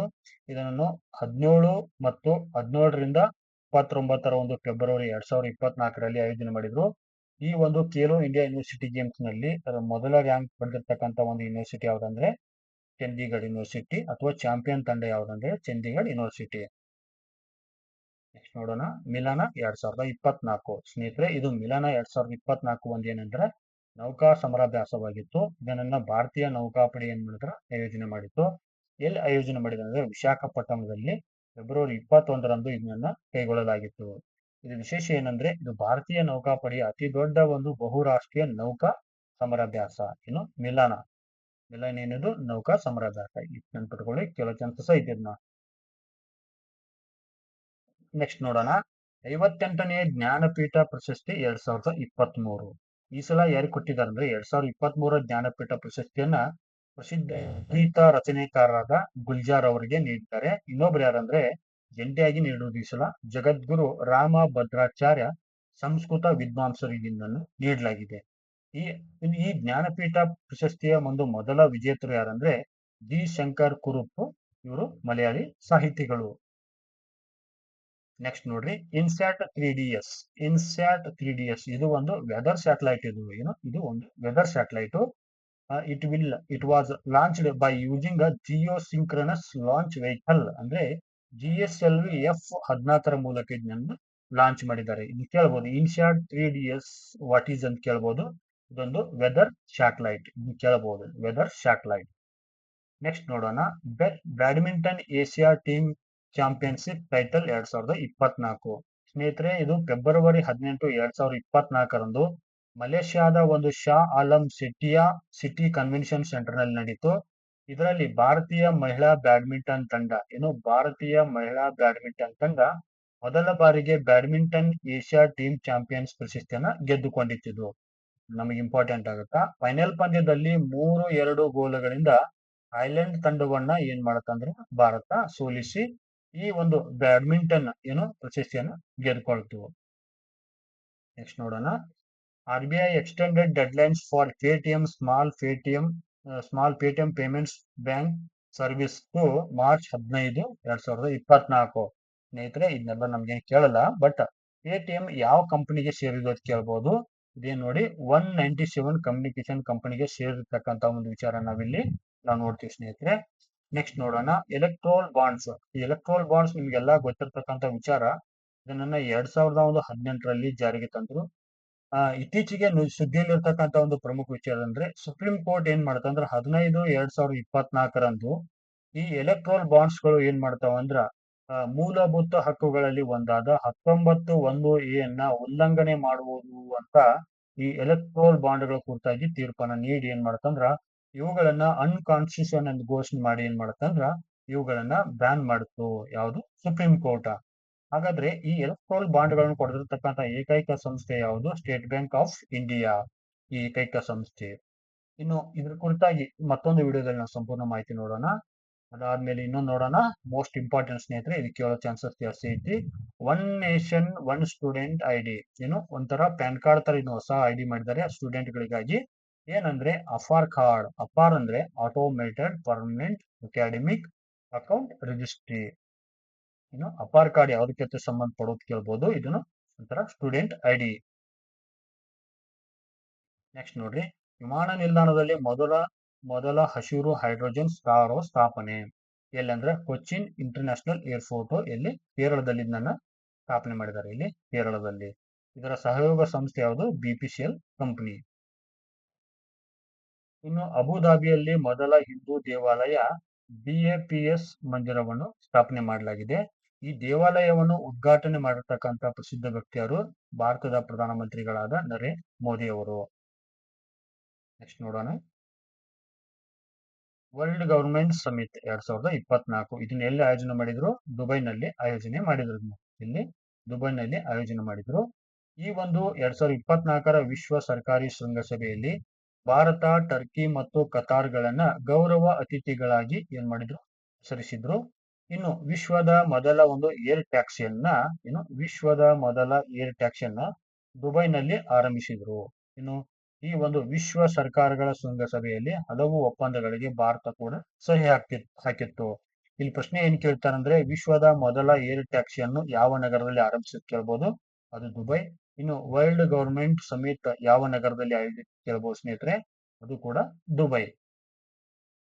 ನೆಕ್ಸ್ಟ್ ನೋಡ್ರಿ, ಅಹ್ಲಾನ್ ಮೋದಿ ಡಯಸ್ಪೋರಾ ಇವೆಂಟ್ ಅಂದ್ರೆ ಅಹ್ಲಾನ್ ಮೋದಿ ಒಂದು ವಲಸಿಗರ ಕಾರ್ಯಕ್ರಮವನ್ನ ಅಬುಧಾಬಿಯಲ್ಲಿ ಏನ್ ಮಾಡಿದ್ರ? ಆಯೋಜನೆ ಮಾಡಿದ್ರು. ಪ್ರಧಾನಮಂತ್ರಿ ನರೇಂದ್ರ ಮೋದಿ ಅವರು ಇಲ್ಲಿ ಭಾಗವಹಿಸಿದ್ರು. ನೆಕ್ಸ್ಟ್ ನೋಡ್ರಿ, PM ಸೂರ್ಯಗರ್ ಉಚಿತ ಒಂದು ವಿದ್ಯುತ್ ಯೋಜನೆಯನ್ನು ಕೂಡ ನೋಡೋಣ. ಇಲ್ಲಿ ಏನಂದ್ರೆ ವಿಶೇಷವಾಗಿ ಒಂದು ಕುಟುಂಬಗಳ ಒಂದು ಮನೆಯ ಚಾವಣಿಯ ಮೇಲೆ ಸೌರ ಫಲಕಗಳನ್ನು ಸ್ಥಾಪಿಸಲು ಸಬ್ಸಿಡಿ ನೀಡತಕ್ಕಂತ ಒಂದು ಇದು ಯೋಜನೆ. ಇಲ್ಲಿ ಸುಮಾರು 40% ವರೆಗೆ ಏನಂತಂದ್ರೆ ಇಲ್ಲಿ ಸಬ್ಸಿಡಿಯನ್ನ ನೀಡ್ತಾರ. ಅಲ್ಲಿ ಗುರಿ ಏನಂದ್ರ 1 ಕೋಟಿ ಕುಟುಂಬಗಳಿಗೆ ಈ ಯೋಜನೆಯ ಪ್ರಯೋಜನವನ್ನು ನೀಡುವುದು. ಇಲ್ಲಿ ಪ್ರತಿ ತಿಂಗಳು ಎಷ್ಟು 300 ಯೂನಿಟ್ಗಳವರೆಗೆ ಉಚಿತ ವಿದ್ಯುತ್ ಅನ್ನ ನೀಡುವ ಒಂದು ಈ ಕಾರ್ಯಕ್ರಮ ಗುರಿಯನ್ನ ಹೊಂದಿದೆ. ನೆಕ್ಸ್ಟ್ ನೋಡೋಣ, ಭಾರತೀಯರ ಬಿಡುಗಡೆ ಯಾವ ಕಾರಣಕ್ಕಾಗಿ ಅಂದ್ರೆ ಭಾರತೀಯರ ಒಂದು ಬಂಧನ ಆಗಿತ್ತು. ಇದು ಕತಾರ್ನಲ್ಲಿ ಬೇಹುಗಾರಿಕೆ ಆರೋಪದ ಮೇಲೆ ಇವರನ್ನ ಬಂಧನ ಮಾಡಲಾಗಿತ್ತು. ಭಾರತೀಯ ನೌಕಾಪಡೆಯ 8 ಮಾಜಿ ಸಿಬ್ಬಂದಿಯನ್ನ ಇಲ್ಲಿ ಏನ್ ಮಾಡಿದ್ರು ಅಂದ ಬಂಧನ ಮಾಡಿದ್ರು. ಯಾವ ಆರೋಪದ ಮೇಲೆ? ಬೇಹುಗಾರಿಕೆ ಆರೋಪದ ಮೇಲೆ. ಬಟ್ ಭಾರತ ಸರ್ಕಾರದ ಒಂದು ಪ್ರಯತ್ನದಿಂದಾಗಿ ಕತಾರ್ ಗವರ್ಮೆಂಟ್ ಏನ್ ಮಾಡ್ತಂದ್ರ ಈ ಭಾರತೀಯ ನೌಕಾಪಡೆಯ 8 ಜನರು ಒಂದು ಸಿಬ್ಬಂದಿಗಳನ್ನ ಇತ್ತೀಚೆಗೆ ಬಿಡುಗಡೆ ಮಾಡಿದ್ರು. ನೆಕ್ಸ್ಟ್ ನೋಡೋಣ, under 19 men's ODI cricket world cup 2024 ಅಂದ್ರೆ 19 ವರ್ಷದ ಒಳಗಿನ ಒಂದು 50 ಓವರ್ಗಳ ಒಂದು ಕ್ರಿಕೆಟ್ ಮ್ಯಾಚ್ ಅನ್ನ ನೋಡ್ತಾ ಇಲ್ಲಿ ನಾವು. 50 ಓವರ್ ಮ್ಯಾಚ್. ಈ ವರ್ಲ್ಡ್ ಕಪ್ ಅಂದ್ರೆ ಅಂಡರ್ 19 ವರ್ಲ್ಡ್ ಕಪ್ ಗೆದ್ದಿರ್ತಕ್ಕಂಥ ತಂಡ ಯಾವುದು? ಆಸ್ಟ್ರೇಲಿಯಾ.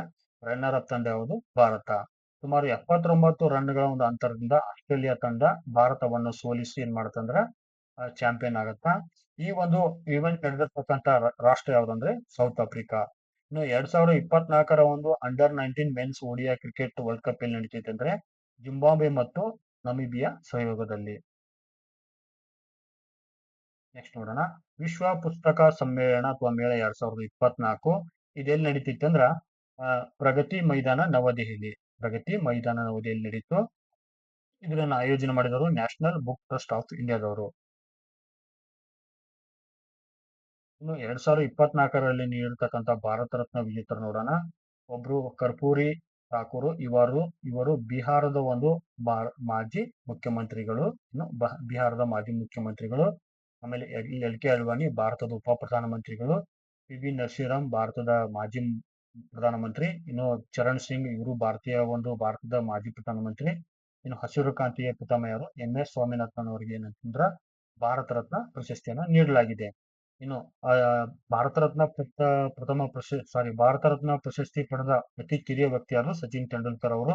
50ನೇ ಒಂದು ಭಾರತ ರತ್ನ ಪ್ರಶಸ್ತಿಯನ್ನ LK ಅಡ್ವಾಣಿ ಅವರಿಗೆ ನೀಡಲಾಗಿದೆ. ಈ ಭಾರತ ರತ್ನ ಪ್ರಶಸ್ತಿ ಪಡೆದ ಮೊದಲ ಮಹಿಳೆ ಯಾರು? ಇಂದಿರಾ ಗಾಂಧಿ ಅವರು. ಭಾರತ ರತ್ನ ಪಡೆದ ಒಂದು ಭಾರತೀಯೇತರ ವ್ಯಕ್ತಿ ಯಾರು ಅಂದ್ರೆ ಅಬ್ದುಲ್ ಗಫಾರ್ ಖಾನ್, ಗಡಿನಾಡ ಗಾಂಧಿ ಅಂತ ಕರ್ತಾರೆ ಇವ್ರನ್ನ. ನೆಕ್ಸ್ಟ್ ನೋಡೋಣ. ಆದಿ ಮಹೋತ್ಸವ 2024 ಇದೆಲ್ಲಿ ನಡೀತಿತ್ತು ಅಂದ್ರ ನವದೆಹಲಿಯಲ್ಲಿ ನಡೆಯಿತು. ಎಲ್ಲಂದ್ರ ಮೇಜರ್ ಧ್ಯಾನ್ ಚಂದ್ ರಾಷ್ಟ್ರೀಯ ಕ್ರೀಡಾಂಗಣ ನವದೆಹಲಿಯಲ್ಲಿ ಈ ಫೆಬ್ರವರಿ 10ರಿಂದ 18ರವರೆಗೆ ಇಲ್ಲಿ ಈ ಆದಿ ಮಹೋತ್ಸವನ ಆಯೋಜನೆ ಮಾಡಲಾಗಿತ್ತು. ಇದನ್ನ ಉದ್ಘಾಟನೆ ಮಾಡಿದಾರಂದ್ರೆ ಶ್ರೀಮತಿ ದ್ರೌಪದಿ ಮುರ್ಮು ಅವರು, ಅಂದ್ರೆ ನಮ್ಮ ಭಾರತದ ರಾಷ್ಟ್ರಪತಿಗಳು. ಇನ್ನು ರಾಷ್ಟ್ರೀಯ ಬುಡಕಟ್ಟು ಉತ್ಸವ 2024 ಆಯೋಜನೆ ಮಾಡಿದವರು ಯಾವುದು? ಟ್ರೈಫೆಡ್ ಅವರು. ಟ್ರೈಫೆಡ್ ಅಂದ್ರೆ tribal cooperative marketing development federation of ಇಂಡಿಯಾದವರು ಈ ರಾಷ್ಟ್ರೀಯ ಬುಡಕಟ್ಟು ಉತ್ಸವವನ್ನ ಆಯೋಜನೆ ಮಾಡಿದರು. ಇದಕ್ಕೆ ಕೇಂದ್ರ ಬುಡಕಟ್ಟು ವ್ಯವಹಾರ ಸಚಿವಾಲಯ ಹಣಕಾಸು ನೆರವನ್ನ ನೀಡಿತ್ತು. ನೆಕ್ಸ್ಟ್ ನೋಡೋಣ. ಸ್ಯಾಫ್ ಅಂಡರ್-19 ಮಹಿಳಾ ಚಾಂಪಿಯನ್ಶಿಪ್ 2024 ಈ ಒಂದು ವಿಶೇಷವಾಗಿ ಈ ಸಲ 2024ರಲ್ಲಿ ಈ ಒಂದು ಪ್ರಶಸ್ತಿಗೆ ಜಂಟಿ ವಿಜೇತರನ್ನ ಘೋಷಣೆ ಮಾಡಲಾಯಿತು. ಅದ್ಯಾವುದು? ಭಾರತ ಮತ್ತು ಬಾಂಗ್ಲಾದೇಶ. ಇನ್ನು ಸ್ಯಾಫ್ನ ಪೂರ್ಣ ವಿಸ್ತೃತ ರೂಪ ನೋಡ್ಬೇಕಾದ್ರೆ ನಾವು ಸೌತ್ ಏಷಿಯನ್ ಫುಟ್ಬಾಲ್ ಫೆಡರೇಷನ್ ಅಂತ ಕರೀತಾರೆ. ಈ ಸಲ ಎಲ್ಲಿ ನಡೀತೆ ಅಂದ್ರೆ ಢಾಕಾದಲ್ಲಿ ನಡೆದಿದ್ದು. ನೆಕ್ಸ್ಟ್ ನೋಡೋಣ. ಭಾರತ ಮತ್ತು ಮಯನ್ಮಾರ್ ನಡುವೆ ಮುಕ್ತ ಸಂಚಾರ ರದ್ದು ಅಂತ ಹೇಳಿದಾರೆ ನೋಡಿ ಸ್ನೇಹಿತರೆ. ಇಲ್ಲಿ ಮುಕ್ತ ಸಂಚಾರ ಯಾಕೆ ರದ್ದು ಮಾಡಿದಾರೆ ಅಂದ್ರೆ ದೇಶದ ಆಂತರಿಕ ಭದ್ರತೆಯ ಒಂದು ಕಾರಣ ನೀಡಿ ಕೇಂದ್ರ ಸರ್ಕಾರ ಇತ್ತೀಚೆಗೆ ಇದು ಮುಕ್ತ ಸಂಚಾರ ಒಂದು ನೀತಿಯನ್ನ ರದ್ದು ಮಾಡಿತ್ತು. ಅಂದ್ರೆ ಉಭಯ ದೇಶಗಳ ನಡುವಿನ ಒಂದು FMR ಒಪ್ಪಂದದ ಒಂದು ಮೂಲಕ ಪರಸ್ಪರ 16 ಕಿಲೋಮೀಟರ್ ವ್ಯಾಪ್ತಿಯ ಒಂದು ಪ್ರದೇಶದೊಳಗೆ ಪಾಸ್ಪೋರ್ಟ್ ಅಥವಾ ವೀಸಾ ಸೇರಿದಂತೆ ಯಾವುದೇ ದಾಖಲೆಗಳು ಇಲ್ಲದೆ ಮುಕ್ತವಾಗಿ ಸಂಚರಿಸಲು ಮೊದಲು ಅವಕಾಶನ ಕಲ್ಪಿಸಲಾಗಿತ್ತು. ದೇಶದ ಆಂತರಿಕ ಭದ್ರತೆ ಒಂದು ಕಾಪಾಡೋಗೋಸ್ಕರ ಇತ್ತೀಚೆಗೆ ಕೇಂದ್ರ ಸರ್ಕಾರ ಈ ಒಂದು ಭಾರತ ಮತ್ತು ಮಯನ್ಮಾರ್ ನಡುವೆ ಬೇಲಿ ಹಾಕುವ ಒಂದು ಯೋಜನೆಯನ್ನು ಜಾರಿಗೆ ತಂದಿದೆ. ಸುಮಾರು ದೇಶದ ಒಂದು ಈ ಎರಡು ದೇಶಗಳ ನಡುವಿನ ಒಂದು 1643 ಕಿಲೋಮೀಟರ್ ಉದ್ದದ ಗಡಿಗೆ ಬೇಲಿ ಹಾಕುವ ಒಂದು ಯೋಜನೆಯನ್ನ ಕೇಂದ್ರ ಸರ್ಕಾರ ಜಾರಿಗೆ ತಂದಿದೆ. ಇನ್ನು ಈ ಮಯನ್ಮಾರ್ನೊಂದಿಗೆ ಗಡಿ ಹಂಚಿಕೊಂಡ ರಾಜ್ಯಗಳು ಯಾವ್ಯಾವು ಅಂದ್ರೆ ಒಂದು ಮಿಜೋರಾಂ, ಇನ್ನೊಂದು ಮಣಿಪುರ, ಇನ್ನೊಂದು ನಾಗಾಲ್ಯಾಂಡ್ ಮತ್ತು ಅರುಣಾಚಲ ಪ್ರದೇಶ. ಸ್ನೇಹಿತರೆ ಇಲ್ಲಿ ನೀವು ಮಯನ್ಮಾರ್ ದೇಶವನ್ನು ಕೂಡ ನೀವು ಕಾಣಬಹುದು. ಎಷ್ಟು ಸುಮಾರು 1643 ಕಿಲೋಮೀಟರ್ನ ಭಾರತ ಈ ಮಯನ್ಮಾರ್ನೊಂದಿಗೆ ಗಡಿಯನ್ನು ಹಂಚಿಕೊಂಡಿದೆ. ಇನ್ನು ಭಾರತದ ಒಂದು ರಾಜ್ಯಗಳು ಗಡಿ ಹಂಚಿಕೊಂಡ ರಾಜ್ಯಗಳು ಯಾವ್ದಂದ್ರೆ ಒಂದು ಮಿಜೋರಾಂ, ಇನ್ನೊಂದು ಮಣಿಪುರ, ಆಮೇಲೆ ನಾಗಾಲ್ಯಾಂಡ್. ಈ ಪಾರ್ಟ್ ಅಲ್ಲಿ ನೀವು ನೋಡ್ತೀವಿ ಸ್ನೇಹಿತರೆ, ಇದು ಯಾವ್ದು ಬರುತ್ತೆ ಅಂದ್ರೆ ಅರುಣಾಚಲ ಪ್ರದೇಶ. ಇಷ್ಟು 4 ರಾಜ್ಯಗಳ ಗಡಿ ಹಂಚಿಕೊಂಡಿರೋದನ್ನು ಕೂಡ ನೀವು ಇಲ್ಲಿ ನೋಡಬಹುದು. ಇನ್ನು ಮುಂದಿನ ವಿಚಾರ ನೋಡೋಣ. ಇತ್ತೀಚೆಗೆ ಗಯಾನದ ಅಧ್ಯಕ್ಷರಾದ ಪ್ರಧಾನಮಂತ್ರಿಗಳಾದ ಮಾರ್ಕ್ ಫಿಲಿಪ್ಸ್ ಅವರು ಭಾರತಕ್ಕೆ ಭೇಟಿ ನೀಡಿದ್ರು. ಇಲ್ಲಿ ವಿಚಾರ ನಾವೇನ್ ತಿಳ್ಕೊಬೇಕಾಗತ್ತಂದ್ರೆ ಜಿಯೋ ಪೊಲಿಟಿಕಲ್ ಮ್ಯಾಪ್ ಅನ್ನು ಕೂಡ ನಾವಿಲ್ಲಿ ನೋಡಬಹುದು. ಇಲ್ಲಿ ಏನಂದ್ರೆ ಗಯಾನ ದೇಶವನ್ನು ಗಡಿ ಹಂಚಿಕೊಂಡಿರೋ ರಾಷ್ಟ್ರಗಳು ಒಂದು ಸುರಿನಾಮೆ ನೋಡ್ತೀರಿ, ಇನ್ನೊಂದು ಬ್ರೆಜಿಲ್ ನೋಡ್ತೀರಿ, ಈ ಕಡೆ ವೆನಿಜುಲಾ ನೋಡ್ತೀರಿ ಸ್ನೇಹಿತರೆ. ಮತ್ತೆ ಈ ಭಾಗದಲ್ಲಿ ನಾವು ಏನನ್ನ ನೋಡ್ತೀವಿ ಅಂದ್ರೆ ಅಟ್ಲಾಂಟಿಕ್ ಓಷನ್ ಕೂಡ ನೀವು ಇಲ್ಲಿ ಕಾಣ್ತೀರಿ. ಇಲ್ಲಿ ಇನ್ನೊಂದು ಇಂಪಾರ್ಟೆಂಟ್ ನೋಡ್ರಿ, GPS ಟೋಲ್ ಸಂಗ್ರಹ ವ್ಯವಸ್ಥೆಯನ್ನು ಇತ್ತೀಚೆಗೆ ಕೇಂದ್ರ ಸಾರಿಗೆ ಸಚಿವಾಲಯ ಪರಿಚಯ ಮಾಡಿದ್ರೆ ಏನು ರಾಷ್ಟ್ರೀಯ ಹೆದ್ದಾರಿಗಳಲ್ಲಿ ಉಪಗ್ರಹ ಆಧಾರಿತ ಒಂದು GPS ಟೋಲ್ ಸಂಗ್ರಹ ವ್ಯವಸ್ಥೆಯನ್ನು ಪರಿಚಯಿಸಲು ಇತ್ತೀಚೆಗೆ ಸರ್ಕಾರ ಯೋಜಿಸಿದೆ. ವಾಹನವು ಅಂದ್ರೆ ವೆಹಿಕಲ್ ಕ್ರಮಿಸಿದ ಒಂದು ದೂರವನ್ನು ಆಧರಿಸಿ ಟೋಲ್ ಶುಲ್ಕವನ್ನು ಡೈರೆಕ್ಟ್ ಆಗಿ ಕಡಿತಗೊಳಿಸಲಾಗುತ್ತದೆ. ಇಲ್ಲಿ ಇನ್ನು ಸಾರ್ವಜನಿಕ ಪರೀಕ್ಷೆ ಅಕ್ರಮ ತಡೆ ಕಾಯ್ದೆ 2024ರ ಮಸೂದೆ ಮಂಡನೆ ಮಾಡಿದ್ರು. ಇದರ ಉದ್ದೇಶ ಅಂದ್ರೆ ದೇಶಾದ್ಯಂತ ನಡೆಯಲಿರುವ ಪಬ್ಲಿಕ್ ಪರೀಕ್ಷೆಗಳು, ಸಾಮಾನ್ಯ ಪರೀಕ್ಷೆಗಳಲ್ಲಿ ನಡೆಯುವ ಅಕ್ರಮಗಳನ್ನು ತಡೆಗಟ್ಟುವ ಒಂದು ಉದ್ದೇಶದಿಂದ ಈ ಒಂದು ಕಾಯ್ದೆಯನ್ನು ಜಾರಿಗೆ ತಗೊಂಡ್ರು. ಈ ಒಂದು ವಿಶೇಷವಾಗಿ ಈ ಒಂದು ವಂಚನೆಗಳಲ್ಲಿ ಭಾಗಿಯಾಗಿರುವವರಿಗೆ ಕನಿಷ್ಠ 3 ರಿಂದ 5 ವರ್ಷಗಳವರೆಗೆ ಏನಂದ್ರೆ ಜೈಲು ಶಿಕ್ಷೆಯನ್ನ ಒಂದು ಪ್ರಸ್ತಾವನೆ ಮಾಡಲಾಗಿದೆ. ಇನ್ನು ವಂಚನೆಯ ಒಂದು ಸಂಘಟಿತ ಅಪರಾಧಗಳಲ್ಲಿ ಭಾಗಿಯಾದವರಿಗೆ 5 ರಿಂದ 10 ವರ್ಷ ಜೈಲು ಮತ್ತು 1 ಕೋಟಿ ರೂಪಾಯಿಗಳನ್ನ ದಂಡವಿಲ್ಲಿ ವಿಧಿಸುವರು. ಇನ್ನು ಗುಂಪಲ್ಲಿ ಗೋವಿಂದ ಅಂದಂಗೆ ಎಲ್ಲಾ ಸೇರ್ಸಿ ಮಾಡಿದವ್ರಿಗೆ ಏನಂದ್ರೆ 10 ವರ್ಷಗಳವರೆಗೆ ಜೈಲು ಮತ್ತು 1 ಕೋಟಿಗಿಂತ ಕಡಿಮೆ ಇಲ್ಲದ ಒಂದು ದಂಡವನ್ನ ವಿಧಿಸಲಾಗುತ್ತಿಲ್ಲಿ. ಪರೀಕ್ಷಾ ಅಕ್ರಮ ಎಂದರೆ ಏನಂದ್ರೆ ಬಹಳ ವ್ಯಾಖ್ಯಾನ ಮಾಡೋದು ಬೇಡ, ನಿಮಗೆಲ್ಲ ಗೊತ್ತಿರ್ತಕ್ಕಂಥ ವಿಚಾರಗಳಲ್ಲಿ. ಮುಂದಿನ ಒಂದು ಕರೆಂಟ್ ಅಫೇರ್ಸ್ ನೋಡೋಣ. ಭಾರತ್ ರೈಸ್ ಏನಂದ್ರೆ ಇದು 5 ಕೆಜಿ ಮತ್ತು 10 ಕೆಜಿ ಪ್ಯಾಕ್ಗಳಲ್ಲಿ ಇರ್ತಕ್ಕಂಥ ಅಂದ್ರೆ ಪ್ರತಿ ಕೆಜಿಗೆ ಸುಮಾರು 29 ರೂಪಾಯಿಗಳ ಒಂದು ಸಬ್ಸಿಡಿ ದರದಲ್ಲಿ ಈ ಭಾರತ್ ರೈಸ್ ಅನ್ನ ಇತ್ತೀಚೆಗೆ ಕೇಂದ್ರ ಸರ್ಕಾರ ಏನ್ ಮಾಡಿತಂದ್ರೆ ಪರಿಚಯ ಮಾಡಿತ್ತು. ನೆಕ್ಸ್ಟ್ ನೋಡೋಣ 66ನೇ ಒಂದು ವಾರ್ಷಿಕ ಗ್ರಾಮಿ ಪ್ರಶಸ್ತಿಗಳು 2024 ನೋಡೋಣ ಇಲ್ಲಿ.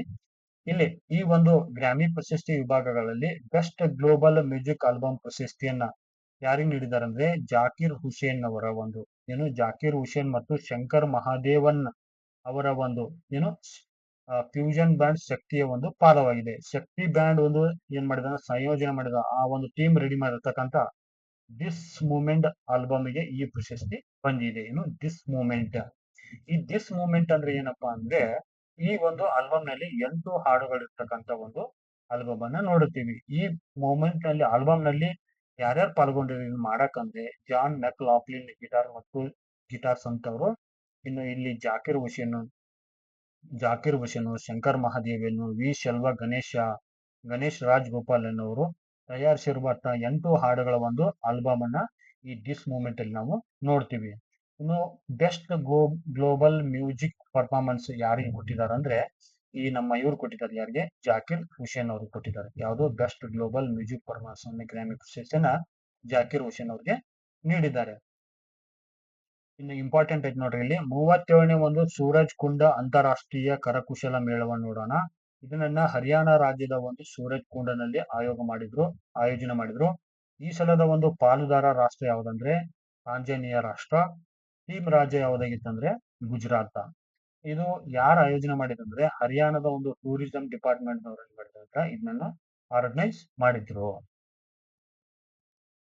ಇನ್ನು ಲಾಜಿಸ್ಟಿಕ್ಸ್ ಪರ್ಫಾರ್ಮೆನ್ಸ್ ಇಂಡೆಕ್ಸ್ 2023ರಲ್ಲಿ ಭಾರತದ ಒಂದು ರ್ಯಾಂಕ್ ಎಷ್ಟಂದ್ರೆ 38. ಇದರಲ್ಲಿ 138 ದೇಶಗಳನ್ನು ಪರಿಗಣನೆ ಮಾಡಿದ್ರು. ಇದನ್ನು ಪ್ರಕಟಣೆ ಮಾಡುವ ಸಂಸ್ಥೆ ಯಾವ್ದಂದ್ರೆ ವಿಶ್ವ ಸಂಸ್ಥೆ. India's first small animal hospital ಅನ್ನ ಎಲ್ಲಿ ಸ್ಥಾಪನೆ ಮಾಡಿದ್ದಾರೆ? ಇತ್ತೀಚೆಗೆ ಮುಂಬೈದಲ್ಲಿ ಸ್ಥಾಪನೆ ಮಾಡಿದ್ದಾರೆ. ಇದರ ಒಂದು ಮಾತೃ ಸಂಸ್ಥೆ ಯಾವ್ದಂದ್ರೆ ಟಾಟಾ ಟ್ರಸ್ಟ್ ಅವರು. ನೆಕ್ಸ್ಟ್ ನೋಡ್ರಿ, ದೋಸ್ತಿ 16. ಇದೊಂದು ಏನಂದ್ರೆ ತ್ರಿಪಕ್ಷೀಯ ಕರಾವಳಿಯ ಕಾವಲು ಪಡೆಯ ಒಂದು ಸಮರಾಭ್ಯಾಸ. ಇದರಲ್ಲಿ ಭಾಗವಹಿಸಿದ ದೇಶಗಳು ಯಾವ್ದಂದ್ರೆ ಒಂದು ಭಾರತ, ಇನ್ನೊಂದು ಶ್ರೀಲಂಕಾ, ಇನ್ನೊಂದು ಮಾಲ್ಡೀವ್ಸ್. ಈ ಒಂದು ಸಮರಾಭ್ಯಾಸ ಜರುಗಿದ ದೇಶ ಯಾವ್ದಂದ್ರೆ ಮಾಲ್ಡೀವ್ಸ್. ನೆಕ್ಸ್ಟ್ ನೋಡೋಣ, Dada Saheb Phalke international film festival award 2024ರಲ್ಲಿ ಏನ್ ಕೊಟ್ರು, ಯಾರಿಗೆ ಏನ್ ಕೊಟ್ರು ನೋಡೋಣ. ಬೆಸ್ಟ್ ಆಕ್ಟರ್ ಪ್ರಶಸ್ತಿಯನ್ನು ಯಾರಿಗೆ ಕೊಟ್ಟರು? ಶಾರುಖ್ ಖಾನ್ ಅವರಿಗೆ ಕೊಟ್ಟರು, ಜವಾನ್ ಚಿತ್ರದಲ್ಲಿ ಅಭಿನಯಿಸಿದ್ದಕ್ಕಾಗಿ. ಇನ್ನು ಬೆಸ್ಟ್ ಆಕ್ಟರ್ ಪ್ರಶಸ್ತಿಯನ್ನು ಯಾರಿಗೆ ಕೊಟ್ಟರು? ರಾಣಿ ಮುಖರ್ಜಿ ಅವರಿಗೆ, ಮಿಸ್ಟರ್ ಚಟರ್ಜಿ ವರ್ಸಸ್ ನಾರ್ವೆ. ಇನ್ನು ಬೆಸ್ಟ್ ಫಿಲ್ಮ್ ಯಾವ್ದಕ್ಕಂದ್ರೆ ಜವಾನ್ಗೆ ಕೊಟ್ಟರು. ಇನ್ನು ಬೆಸ್ಟ್ ಡೈರೆಕ್ಟರ್ ಯಾರು? ಸಂದೀಪ್ ರೆಡ್ಡಿ ವಂಗ. ಇದು ಯಾರಕ್ಕಂದ್ರೆ ಅನಿಮಲ್ ಮೂವಿಗಾಗಿ. ಇನ್ನು ಬಾಫ್ಟಾ ಅವಾರ್ಡ್ ನೋಡೋಣ. ಅಂದ್ರೆ 77ನೇ ಒಂದು ಬ್ರಿಟಿಷ್ ಅಕಾಡೆಮಿ ಫಿಲ್ಮ್ ಅವಾರ್ಡ್ ಗಳನ್ನ ನೋಡೋಣ. ಇದನ್ನ ಶಾರ್ಟ್ ಆಗಿ ಬಾಫ್ಟಾ ಅವಾರ್ಡ್ ಅಂತ ಕೂಡ ಕರೀತಾರೆ. ಇದರಲ್ಲಿ ಬೆಸ್ಟ್ ಫಿಲ್ಮ್ ಪ್ರಶಸ್ತಿ ಯಾರಿಗೆ ಕೊಟ್ಟಾರಂದ್ರೆ ಚಿತ್ರಕ್ಕೆ ಯಾವುದು? ಓಪನ್ ಹೈಮರ್. ಯಮನ್ ದೇಶದ ಒಂದು ನೂತನ ಪ್ರಧಾನಮಂತ್ರಿಗಳಾಗಿ ಇತ್ತೀಚೆಗೆ ಅಹಮದ್ ಅವಾದ್ ಬಿನ್ ಮುಬಾರಕ್ ಅವರನ್ನು ನೇಮಕ ಮಾಡಲಾಗಿದೆ. ಇನ್ನು ಪ್ರಮುಖ ಮಾಹಿತಿಗಳನ್ನು ನೋಡಿದರೆ ಯಮನ್ನ ದೇಶದ ರಾಜಧಾನಿ ಯಾವುದು? ಸನಾ. ಯಮನ್ ದೇಶದ ಕರೆನ್ಸಿ ಯಾವುದು? ಯಮನ್ ರಿಯಾಲ್. ಇನ್ನು ಅಧಿಕೃತ ಭಾಷೆ ಯಾವುದು? ಇಲ್ಲಿ ಅರೇಬಿಕ್. ಇನ್ನು ಇಲ್ಲಿ ಮ್ಯಾಪ್ ಅಲ್ಲಿ ಕೂಡ ನೀವು ನೋಡಬಹುದು ಯಮನ್ ದೇಶವನ್ನ. ಯಮನ್ ದೇಶದ ರಾಜಧಾನಿ ಯಾವುದು? ಸನಾ. ಇಲ್ಲಿ ಈ ಕಡೆ ಭಾಗದಲ್ಲಿ ನಾವು ಓಮನ್ ದೇಶದೊಂದಿಗೆ ಗಡಿಯನ್ನು ಹಂಚಿಕೊಂಡಿರೋದನ್ನು ಇಲ್ಲಿ ನೋಡ್ತೀವಿ. ಆಮೇಲೆ ಈ ಭಾಗದಲ್ಲಿ ಯಾವುದು? ಈ ಭಾಗದಲ್ಲಿ ಸೌದಿ ಅರೇಬಿಯಾದೊಂದಿಗೆ ಗಡಿಯನ್ನು ಹಂಚಿಕೊಂಡಿರೋದನ್ನು ನೋಡ್ತೀರಿ. ಇನ್ನು ಜಲಗಡಿಯನ್ನ ಗಲ್ಫ್ ಆಫ್ ಏಡನ್ ಜೊತೆಗೆ ಹಂಚಿಕೊಂಡಿರ್ತಕ್ಕಂಥ ವಿಚಾರವನ್ನು ಕೂಡ ನೋಡ್ತೀವಿ ಇಲ್ಲಿ. ಆಮೇಲೆ ಅರೇಬಿಯನ್ ಸಿ ಅಂತ ಮಾಹಿತಿಯನ್ನ ಹಂಚಿಕೊಳ್ಳುತ್ತಿಲ್ಲಿ. ಈ ಕಡೆ ನೀವು ಕೂಡ ಇಲ್ಲಿ ಕಾಣಬಹುದು ನೋಡಿ, ರೆಡ್ ಸಿ ಜೊಂದಿಗೆ ಕೂಡ ರೆಡ್ ಸಿ ದೊಂದಿಗೆ ಕೂಡ ಏನ್ ಮಾಡುತ್ತೆ ಅಂದ್ರೆ ಇದು ಗಡಿಯನ್ನ ಹಂಚಿಕೊಂಡಿರೋದನ್ನು ನೀವು ಇಲ್ಲಿ ಕಾಣಬಹುದು. Next, Google rebranded its chat bot from Bard to Gemini. Google ನ ಒಂದು ಚಾಟ್ ಬಾಟ್ ಅಂದ್ರೆ ಚಾಟ್ ಜಿಪಿಟಿಗೆ ಪರ್ಯಾಯವಾಗಿ ಜಾರಿಗೆ ತಂದಿರತಕ್ಕಂತ ಒಂದು ತಂತ್ರಜ್ಞಾನ ಯಾವುದು? ಬಾರ್ಡ್. ಅದಕ್ಕೆ ರೀನೇಮ್ ಕೊಟ್ಟಿದ್ದಾರೆ. ರೀನೇಮ್ ಮಾಡಿದ್ದಾರೆ. ರೀನೇಮ್ಡ್ ಅಂದ್ರೆ ಜೆಮಿನಿ. ಈ ಚಿತ್ರದಲ್ಲಿ ಕಾಣಬಹುದು. ಇಲ್ಲಿ ಬಾರ್ಡ್ ಇತ್ತು, ಇದನ್ನ ಏನ್ ಮಾಡಿದ್ರೆ ಅಂದ್ರೆ ಶಿಫ್ಟ್ ಮಾಡಿದ್ದಾರೆ. ಏನಂತ? ಜೆಮಿನಿ ಅಂತ. ನೆಕ್ಸ್ಟ್ ನೋಡೋಣ, ಇನ್ನೊಂದು ಇಂಪಾರ್ಟೆಂಟ್ ನೋಡಿ, ಸ್ಪೇಸ್ ಮಿಷನ್. ಇದನ್ನ ಆರಂಭ ಮಾಡಿದವರು ಯಾರು? ಲಾಂಚ್ ಮಾಡಿದವರು ಅಂದ್ರೆ ನಾಸಾದವರು. ಇನ್ನು ಸ್ಪೇಸ್ ನ ಒಂದು ಪೂರ್ಣ ರೂಪ ನೋಡಿದವ್ರೆ the plankton aerosol cloud ocean ecosystem ಎಂದರ್ಥ. ಈ ಫುಲ್ ಫಾರ್ಮ್ ಕೇಳಬಹುದು ಸ್ನೇಹಿತರೆ, ಇದು ಕೂಡ ಗಮನ ಇರಲಿ ನಿಮಗೆ. The plankton aerosol cloud ocean ecosystem. ಇದ್ರ ಉದ್ದೇಶ ಏನು? ಸಾಗರಗಳು ಮತ್ತು ವಾತಾವರಣವನ್ನು ಅಧ್ಯಯನ ಮಾಡುವುದು ಪ್ರಮುಖ ವಿಚಾರ. ಆಮೇಲೆ ಸಮುದ್ರದ ಸೂಕ್ಷ್ಮ ಜೀವಿಗಳು ಮತ್ತು ಅವುಗಳ ಪರಸ್ಪರ ಕ್ರಿಯೆಗಳನ್ನು ಗಮನಿಸುವ ಮೂಲಕ ಹವಾಮಾನ ಬದಲಾವಣೆಯ ಚಲನಶಾಸ್ತ್ರವನ್ನು ಅರ್ಥ ಮಾಡಿಕೊಳ್ಳುವ ಒಂದು ಗುರಿಯನ್ನ ಈ ಪೇಸ್ ಮಿಷನ್ ಹೊಂದಿದೆ. ನಮಗೆ ಇಂಪಾರ್ಟೆಂಟ್ ಏನು? PACE mission was launched by the NASA. The PACE mission full form is the plankton aerosol cloud and ocean ecosystem. ಇಷ್ಟು ಸಾಕು ನಮ್ಗೆ. ಇನ್ನು 45ನೇ ಚೆಸ್ ಒಲಿಂಪಿಯಾಡ್ ಎಲ್ಲಿ ನಡೀತು ಅಂತ ಕೇಳ್ಬಹುದು. ಅದು ಹಂಗೇರಿಯ ಒಂದು ರಾಜಧಾನಿ ಯಾವುದು? ಬುಡಾಪೆಸ್ಟ್ ನಗರದಲ್ಲಿ ನಡೆಯಿತು. ಎಲ್ಲಿ? 45ನೇ ಫಿಡೆ ಚೆಸ್ ಒಲಿಂಪಿಯಾಡ್ ನಡೆದಿದ್ದು ಬುಡಾಪೆಸ್ಟ್ ನಲ್ಲಿ. ಇದು ಹಂಗೇರಿಯ ರಾಜಧಾನಿ. ಇನ್ನು 2022ರ ಈ ಚೆಸ್ ಒಲಿಂಪಿಯಾಡ್ ಎಲ್ಲಿ ನಡೆದಿತ್ತು ಅಂದ್ರೆ ಭಾರತದ ಒಂದು ದಕ್ಷಿಣ ಭಾರತದ ಪ್ರಮುಖ ನಗರ ಚೆನ್ನೈನಲ್ಲಿ ನಡೆದಿತ್ತು. ಇನ್ನು 2026 ಪ್ರತಿ 2 ವರ್ಷಕ್ಕೊಮ್ಮೆ ನಡೀತಿದ್ದು ಇನ್ನು ತಾಸ್ಕೆಂಟ್ ನಲ್ಲಿ ನಡೆಯುವುದನ್ನು. ಎಲ್ಲಿ? ತಾಸ್ಕೆಂಟ್ ನಲ್ಲಿ 2026 ತಾಸ್ಕೆಂಟ್. ನೆಕ್ಸ್ಟ್ ನೋಡೋಣ. ಕಾಜಿ ನೇಮು. ಕಾಜಿ ನೇಮು ಏನಿದು? ಇದೊಂದು ಪ್ರಸಿದ್ಧ ನಿಂಬೆ ಹಣ್ಣಿನ ತಳಿ. ಇತ್ತೀಚೆಗೆ ಏನಾಗುತ್ತೆ ಅಂದ್ರ ಅಸ್ಸಾಂ ಸರ್ಕಾರ ಈ ಒಂದು ಸ್ಥಳೀಯ ಒಂದು ಹಣ್ಣನ್ನ, ವಿಶಿಷ್ಟವಾದ ಸ್ಥಳೀಯ ಹಣ್ಣಾದ ಈ ಕಾಜು ನೇಮುವನ್ನ ಏನ್ ಮಾಡಿದೆ ಅಂದ್ರೆ ರಾಜ್ಯದ ಒಂದು ಅಧಿಕೃತ ಹಣ್ಣನ್ನಾಗಿ ಘೋಷಣೆ ಮಾಡಿದೆ. ಅಧಿಕೃತವಾಗಿ ರಾಜ ಹಣ್ಣು ಎಂದು ಘೋಷಣೆ ಮಾಡಿದೆ. ಕಾಜು ಇದೇನಿದು ಕಾಜಿ ನೇಮು ಒಂದು ವಿಶೇಷವಾಗಿ ಜಿಐ ಟ್ಯಾಗ್ ಪಡೆದಿರ್ತಕ್ಕಂಥ ಒಂದು ಪ್ರಸಿದ್ಧ ಹಣ್ಣು. ನೆಕ್ಸ್ಟ್ ನೋಡೋಣ. ಜಗತ್ತಿನ ಒಂದು ಲಾರ್ಜೆಸ್ಟ್ ಎಕನಾಮಿಗಳು ಯಾವ್ಯಾವ ನೋಡೋಣ.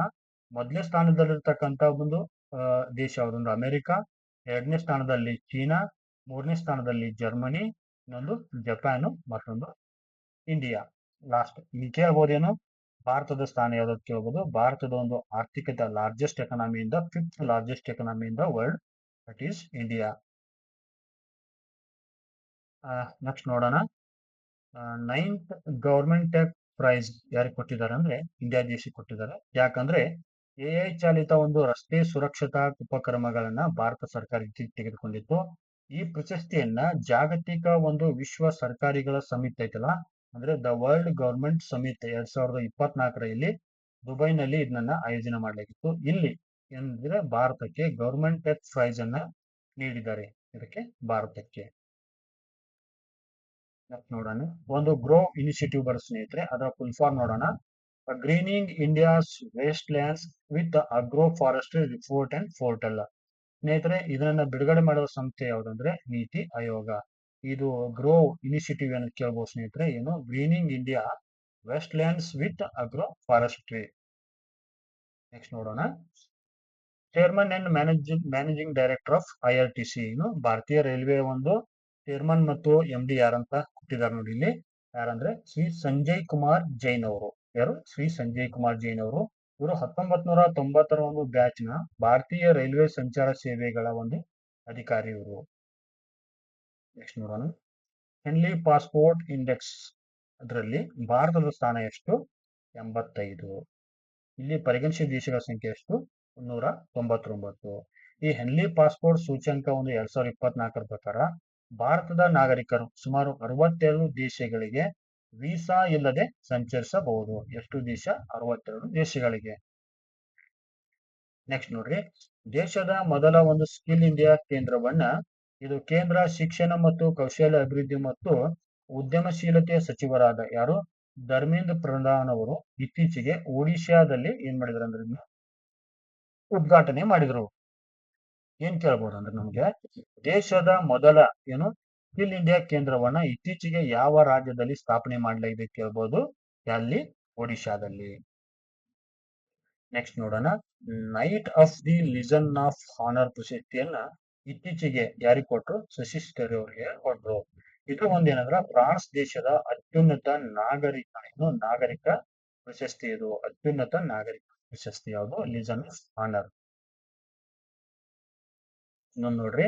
ಅಂತಾರಾಷ್ಟ್ರೀಯ ನ್ಯಾಯಾಲಯದ ಅಂದ್ರೆ ICJಯ ನೂತನ ಅಧ್ಯಕ್ಷರು ಯಾರಾಗಿದೆ ಅಂತಂದ್ರೆ ಲೆಬನಾನ್ ಒಂದು ದೇಶದ ನ್ಯಾಯಾಧೀಶರಾದ ನವಾಬ್ ಸಲಾಂ ಅವರನ್ನ ಇತ್ತೀಚೆಗೆ ಅಂತಾರಾಷ್ಟ್ರೀಯ ನ್ಯಾಯಾಲಯದ ಒಂದು ಹೊಸ ಅಧ್ಯಕ್ಷರಾಗಿ ಸುಮಾರು 3 ವರ್ಷಗಳ ಅವಧಿಗೆ ಆಯ್ಕೆಯಾಗಿದ್ದಾರೆ. ಯಾರು? ಕೇಳ್ಬೋದು ನಿಮಗೆ. ನವಾಬ್ ಸಲಾಂ. ಲಾಲ್ ಸಲಾಂ ಅಲ್ಲ, ನವಾಬ್ ಸಲಾಂ. ನೆಕ್ಸ್ಟ್ ನೋಡೋಣ. ಶ್ರೀ ಕಲ್ಕಿಧಾಮ ದೇವಾಲಯ ಇತ್ತೀಚೆಗೆ ಅದಕ್ಕೆ ಶಂಕುಸ್ಥಾಪನೆ ಮಾಡಲಾಯಿತು. ಎಲ್ಲಿ ಅಂದ್ರೆ ಉತ್ತರ ಪ್ರದೇಶದ ಒಂದು ಸಂಬಾಲ್ ನಗರದಲ್ಲಿ. ಇಲ್ಲಿ ಸಂಬಾಲ್ ನಗರದಲ್ಲಿ ಈ ಶಂಕುಸ್ಥಾಪನೆ ನೆರವೇರಿಸಿದ ಪ್ರಸಿದ್ಧ ವ್ಯಕ್ತಿ ಯಾರಂದ್ರೆ ಭಾರತದ ಪ್ರಧಾನಮಂತ್ರಿಗಳಾದ ಸನ್ಮಾನ್ಯ ಶ್ರೀ ನರೇಂದ್ರ ಮೋದಿ ಅವರು. ನೆಕ್ಸ್ಟ್ ನೋಡೋಣ, ಇಂಟರ್ ನ್ಯಾಷನಲ್ ಗೀತಾ ಮಹೋತ್ಸವನ ಇತ್ತೀಚೆಗೆ ಶ್ರೀಲಂಕಾದ ರಾಜಧಾನಿಯಾದ ಕೊಲಂಬೋದಲ್ಲಿ 3 ದಿನಗಳ ಕಾಲದವರೆಗೆ ಆಯೋಜನೆ ಮಾಡಲಾಗಿತ್ತು. ಎಲ್ಲಿ 3 ದಿನಗಳ ಕಾಲ ಶ್ರೀಲಂಕಾದ ರಾಜಧಾನಿ ಕೊಲಂಬೋದಲ್ಲಿ. ನೆಕ್ಸ್ಟ್ ನೋಡೋಣ, ವಾಯುಶಕ್ತಿ ಸಮರಾಭ್ಯಾಸವನ್ನ ಇತ್ತೀಚೆಗೆ ರಾಜಸ್ಥಾನದ ಒಂದು ಜೈಸಲ್ಮೇರ್ನಲ್ಲಿ ಕೈಗೊಳ್ಳಲಾಗಿತ್ತು. ಇದು ವಿಶೇಷವಾಗಿ ಸರ್ಫೇಸ್ ಟು ಏರ್ ಮಿಸೈಲ್ ಒಂದು ಕಾರ್ಯಾಚರಣೆಯಲ್ಲಿ ಸಮರ್ ವಾಯು ರಕ್ಷಣಾ ಕ್ಷಿಪಣಿಯನ್ನ ಇಲ್ಲಿ ಚಾಲನೆ ನೀಡಿದರು. ವಿಶೇಷವಾಗಿ ನೋಡ್ರಿ, ಇದೊಂದು ಸರ್ಫೇಸ್ ಟು ಏರ್ ಮಿಸೈಲ್ ಆಗಿತ್ತು. ಇದು ಸಮರ್ ಇತ್ತೀಚೆಗೆ ಏನಾಗುತ್ತೆ ಅಂದ್ರೆ ಈ ಜೈಸಲ್ಮೇರ್ನ ವಾಯುಶಕ್ತಿ ಸಮರಾಭ್ಯಾಸದಲ್ಲಿ ಮೊದಲ ಬಾರಿಗೆ ಏನ್ ಮಾಡಿದ್ರು, ಪ್ರಯೋಗ ಮಾಡಿದ್ರು. ಇನ್ನು ಲಿಗ್ನೋಸ್ಯಾಟ್ ಪ್ರೋಬ್ ಅಂತ ನೋಡಿದ್ರು, ಇತ್ತೀಚೆಗೆ ಸುದ್ದಿಯಲ್ಲಿರ್ತಕ್ಕಂಥ ವಿಚಾರ ಇದು. ಲಿಗ್ನೋಸ್ಯಾಟ್ ಪ್ರೋಬ್ ಇದೇನಂದ್ರೆ ವಿಶ್ವದ ಮೊದಲ ಒಂದು ಮರ ಅಥವಾ ಕಟ್ಟಿಗೆಯಿಂದ ಮಾಡಿರ್ತಕ್ಕಂಥ ಉಪಗ್ರಹವನ್ನು ನಾವು ಇಲ್ಲಿ ನೋಡ್ತೀವಿ. ಇದನ್ನ ಉಡಾವಣೆ ಮಾಡಿರ್ತಕ್ಕಂಥ ಸಂಸ್ಥೆಗಳು ಯಾವ್ದೊಂದು ಒಂದು ನಾಸಾ ಮತ್ತು ಜಾಕ್ಸಾ, ಅಂದ್ರೆ ಜಪಾನ್ ಏರೋಸ್ಪೇಸ್ ಎಕ್ಸ್ಪ್ಲೋರೇಷನ್ ಏಜೆನ್ಸಿ ಯಾವುದು, ಜಾಕ್ಸಾ ಮತ್ತು ನಾಸಾ ಇದನ್ನ ಲಿಗ್ನೋಸ್ಯಾಟ್ ಪ್ರೋಬ್ ಅನ್ನ ಏನ್ ಮಾಡುದು, ಉಡಾವಣೆ ಮಾಡುದು. ಇದು ವಿಶೇಷ ಕೇಳಬಹುದು, ವಿಶ್ವದ ಮೊದಲ ಮರ ಅಥವಾ ಕಟ್ಟಿಗೆಯಿಂದ ಮಾಡತಕ್ಕಂಥ ಒಂದು ಉಪಗ್ರಹ ಇದು. ಇನ್ನು ಮಹಾರಾಷ್ಟ್ರದಲ್ಲಿ ಶಿಕ್ಷಣ ಮತ್ತು ಸರ್ಕಾರಿ ಉದ್ಯೋಗಗಳಲ್ಲಿ ಮರಾಠ ಒಂದು ಸಮುದಾಯಕ್ಕೆ 10% ಮೀಸಲಾತಿ ನೀಡಲು ಇತ್ತೀಚೆಗೆ ಒಂದು ಮಹಾರಾಷ್ಟ್ರ ಗವರ್ಮೆಂಟ್ ಏನ್ ಮಾಡುತ್ತೆ ಅಂದ್ರೆ ಹೊಸ ಒಂದು ತಿದ್ದುಪಡಿ ಮಸೂದೆಯನ್ನ ಜಾರಿಗೆ ತಂದಿದೆ. ನೆಕ್ಸ್ಟ್ ನೋಡೋಣ, ಮೊದಲ ವಿಶೇಷ ಹುಲಿ ಸಂರಕ್ಷಣಾ ಪಡೆ ಎನ್ಸ್ ಎನ್ಸ್ ಏನು NCTPF ಇದನ್ನ ಇತ್ತೀಚೆಗೆ ಯಾವ ರಾಜ್ಯ ಸರ್ಕಾರ ಜಾರಿಗೆ ತಗೊಂಡಿದೆ? ಅರುಣಾಚಲ ಪ್ರದೇಶ ಮೊಟ್ಟ ಮೊದಲ ಬಾರಿಗೆ ತಂದಿದೆ. ಅದು ಯಾರ ಜೊತೆ? NTCA ದೊಂದಿಗೆ ಒಪ್ಪಂದ ಮಾಡಿಕೊಂಡು. ಇದ್ರ ಉದ್ದೇಶ ಏನಂದ್ರೆ ಈ ಒಂದು ಸಂರಕ್ಷಣಾ ಪ್ರಕ್ರಿಯೆಗಳ ಮೂಲಕ ಒಂದು ಅರುಣಾಚಲ ಪ್ರದೇಶದಲ್ಲಿ ಹುಲಿಗಳ ಸಂಖ್ಯೆಯನ್ನು ಹೆಚ್ಚಿಸುವುದು. ಇನ್ನು ಇಲ್ಲಿ ಪ್ರಮುಖವಾದ ವಿಚಾರ ತಿಳ್ಕೊಳ್ಳೋಣ ಸ್ನೇಹಿತರೆ, ಹುಲಿಗಳ ಒಂದು ಸಂರಕ್ಷಣೆ ಮತ್ತು ಸಾರ್ವಜನಿಕರಲ್ಲಿ ಹುಲಿಗಳ ಬಗ್ಗೆ ಜಾಗೃತಿ ಮೂಡಿಸುವ ಉದ್ದೇಶದಿಂದ 2010ರ ಒಂದು ಜುಲೈ 29ರಂದು ಮೊದಲ ಬಾರಿಗೆ ಅಂತಾರಾಷ್ಟ್ರೀಯ ಹುಲಿ ದಿನವನ್ನು ರಷ್ಯಾದ ಸೇಂಟ್ ಪೀಟರ್ಸ್ಬರ್ಗ್ ನಲ್ಲಿ ಏನ್ ಮಾಡಲಾಯಿತು, ಆಚರಣೆ ಮಾಡಲಾಯಿತು. ಜುಲೈ 29 ನೋಡಿ ಸ್ನೇಹಿತರೆ, ಅಂತಾರಾಷ್ಟ್ರೀಯ ಹುಲಿ ದಿನ, ವರ್ಲ್ಡ್ ಟೈಗರ್ಸ್ ಡೇ. ಇಲ್ಲಿ ನೋಡೋಣ, ವಿಶೇಷವಾಗಿ ಹುಲಿ ಗಣತಿ. ಇಲ್ಲಿ ನೋಡಿ ಸ್ನೇಹಿತರೆ, ಹುಲಿ ಗಣತಿ 2022ರ ಒಂದು ಮಾಹಿತಿಗಳನ್ನು ತಿಳ್ಕೊಳ್ಳೋಣ. ಅದು ಭಾರತದಲ್ಲಿ ಕೈಗೊಂಡಿರ್ತಕ್ಕಂಥ ವಿಚಾರ. ವಿಶೇಷವಾಗಿ ಇನ್ನು 2022ರ ಒಂದು ಹುಲಿ ಗಣತಿ ಪ್ರಕಾರ ಭಾರತದಲ್ಲಿರ್ತಕ್ಕಂಥ ಹುಲಿಗಳ ಒಟ್ಟು ಸಂಖ್ಯೆ ಎಷ್ಟು? 3167. ಈ ಒಂದು ಹುಲಿ ಗಣತಿಯ ಒಂದು ಸಂಖ್ಯಾವಾರು ಅಂಕಿಅಂಶಗಳನ್ನು ನಾವು ನೋಡೋದಾದ್ರೆ ಮೊದಲ ಸ್ಥಾನದಲ್ಲಿರ್ತಕ್ಕಂಥ ರಾಜ್ಯ ಯಾವುದು? ಮಧ್ಯಪ್ರದೇಶ. ಎಷ್ಟು? 780 ಹುಲಿಗಳನ್ನ ಇಲ್ಲಿ ನೋಡ್ತೀವಿ. 785. 5ನೇ ಸ್ಥಾನದಲ್ಲಿ ಕರ್ನಾಟಕ ಇದೆ, ಇಲ್ಲಿ 563 ಹುಲಿಗಳು ಕಂಡು ಬರ್ತಾವ. ಇನ್ನು 3ನೇ ಸ್ಥಾನದಲ್ಲಿ ಉತ್ತರಾಖಂಡ್ 560 ಹುಲಿಗಳು. ಇನ್ನು 4ನೇ ಸ್ಥಾನದಲ್ಲಿ ಮಹಾರಾಷ್ಟ್ರ ಕಂಡು ಬರುವುದು, ಇಲ್ಲಿ 444 ಹುಲಿಗಳು ಕಂಡು ಬರ್ತಾವ. ಇನ್ನು ಈ 2024ರ ಒಂದು ಅಂತಾರಾಷ್ಟ್ರೀಯ ಹುಲಿ ದಿನದ ಒಂದು ಜುಲೈ 29 ಅಂತಾರಾಷ್ಟ್ರೀಯ ದಿನ ಮಾಡ್ತೀವಿ.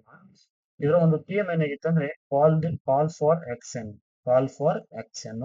ಆಮೇಲೆ ಜಾಗತಿಕ ಒಂದು ಹುಲಿ ಪಾಪ್ಯುಲೇಷನ್ ನೋಡೋದಾದ್ರೆ ನಾವು 5574 ಹುಲಿಗಳನ್ನು ಜಗತ್ತಿನಲ್ಲಿ ನಾವು ನೋಡ್ತೀವಿ. ಈ ಒಂದು ಜಾಗತಿಕ ಮಟ್ಟದಲ್ಲಿ ಭಾರತ 75% ಹುಲಿಗಳನ್ನ ಹೊಂದಿದೆ.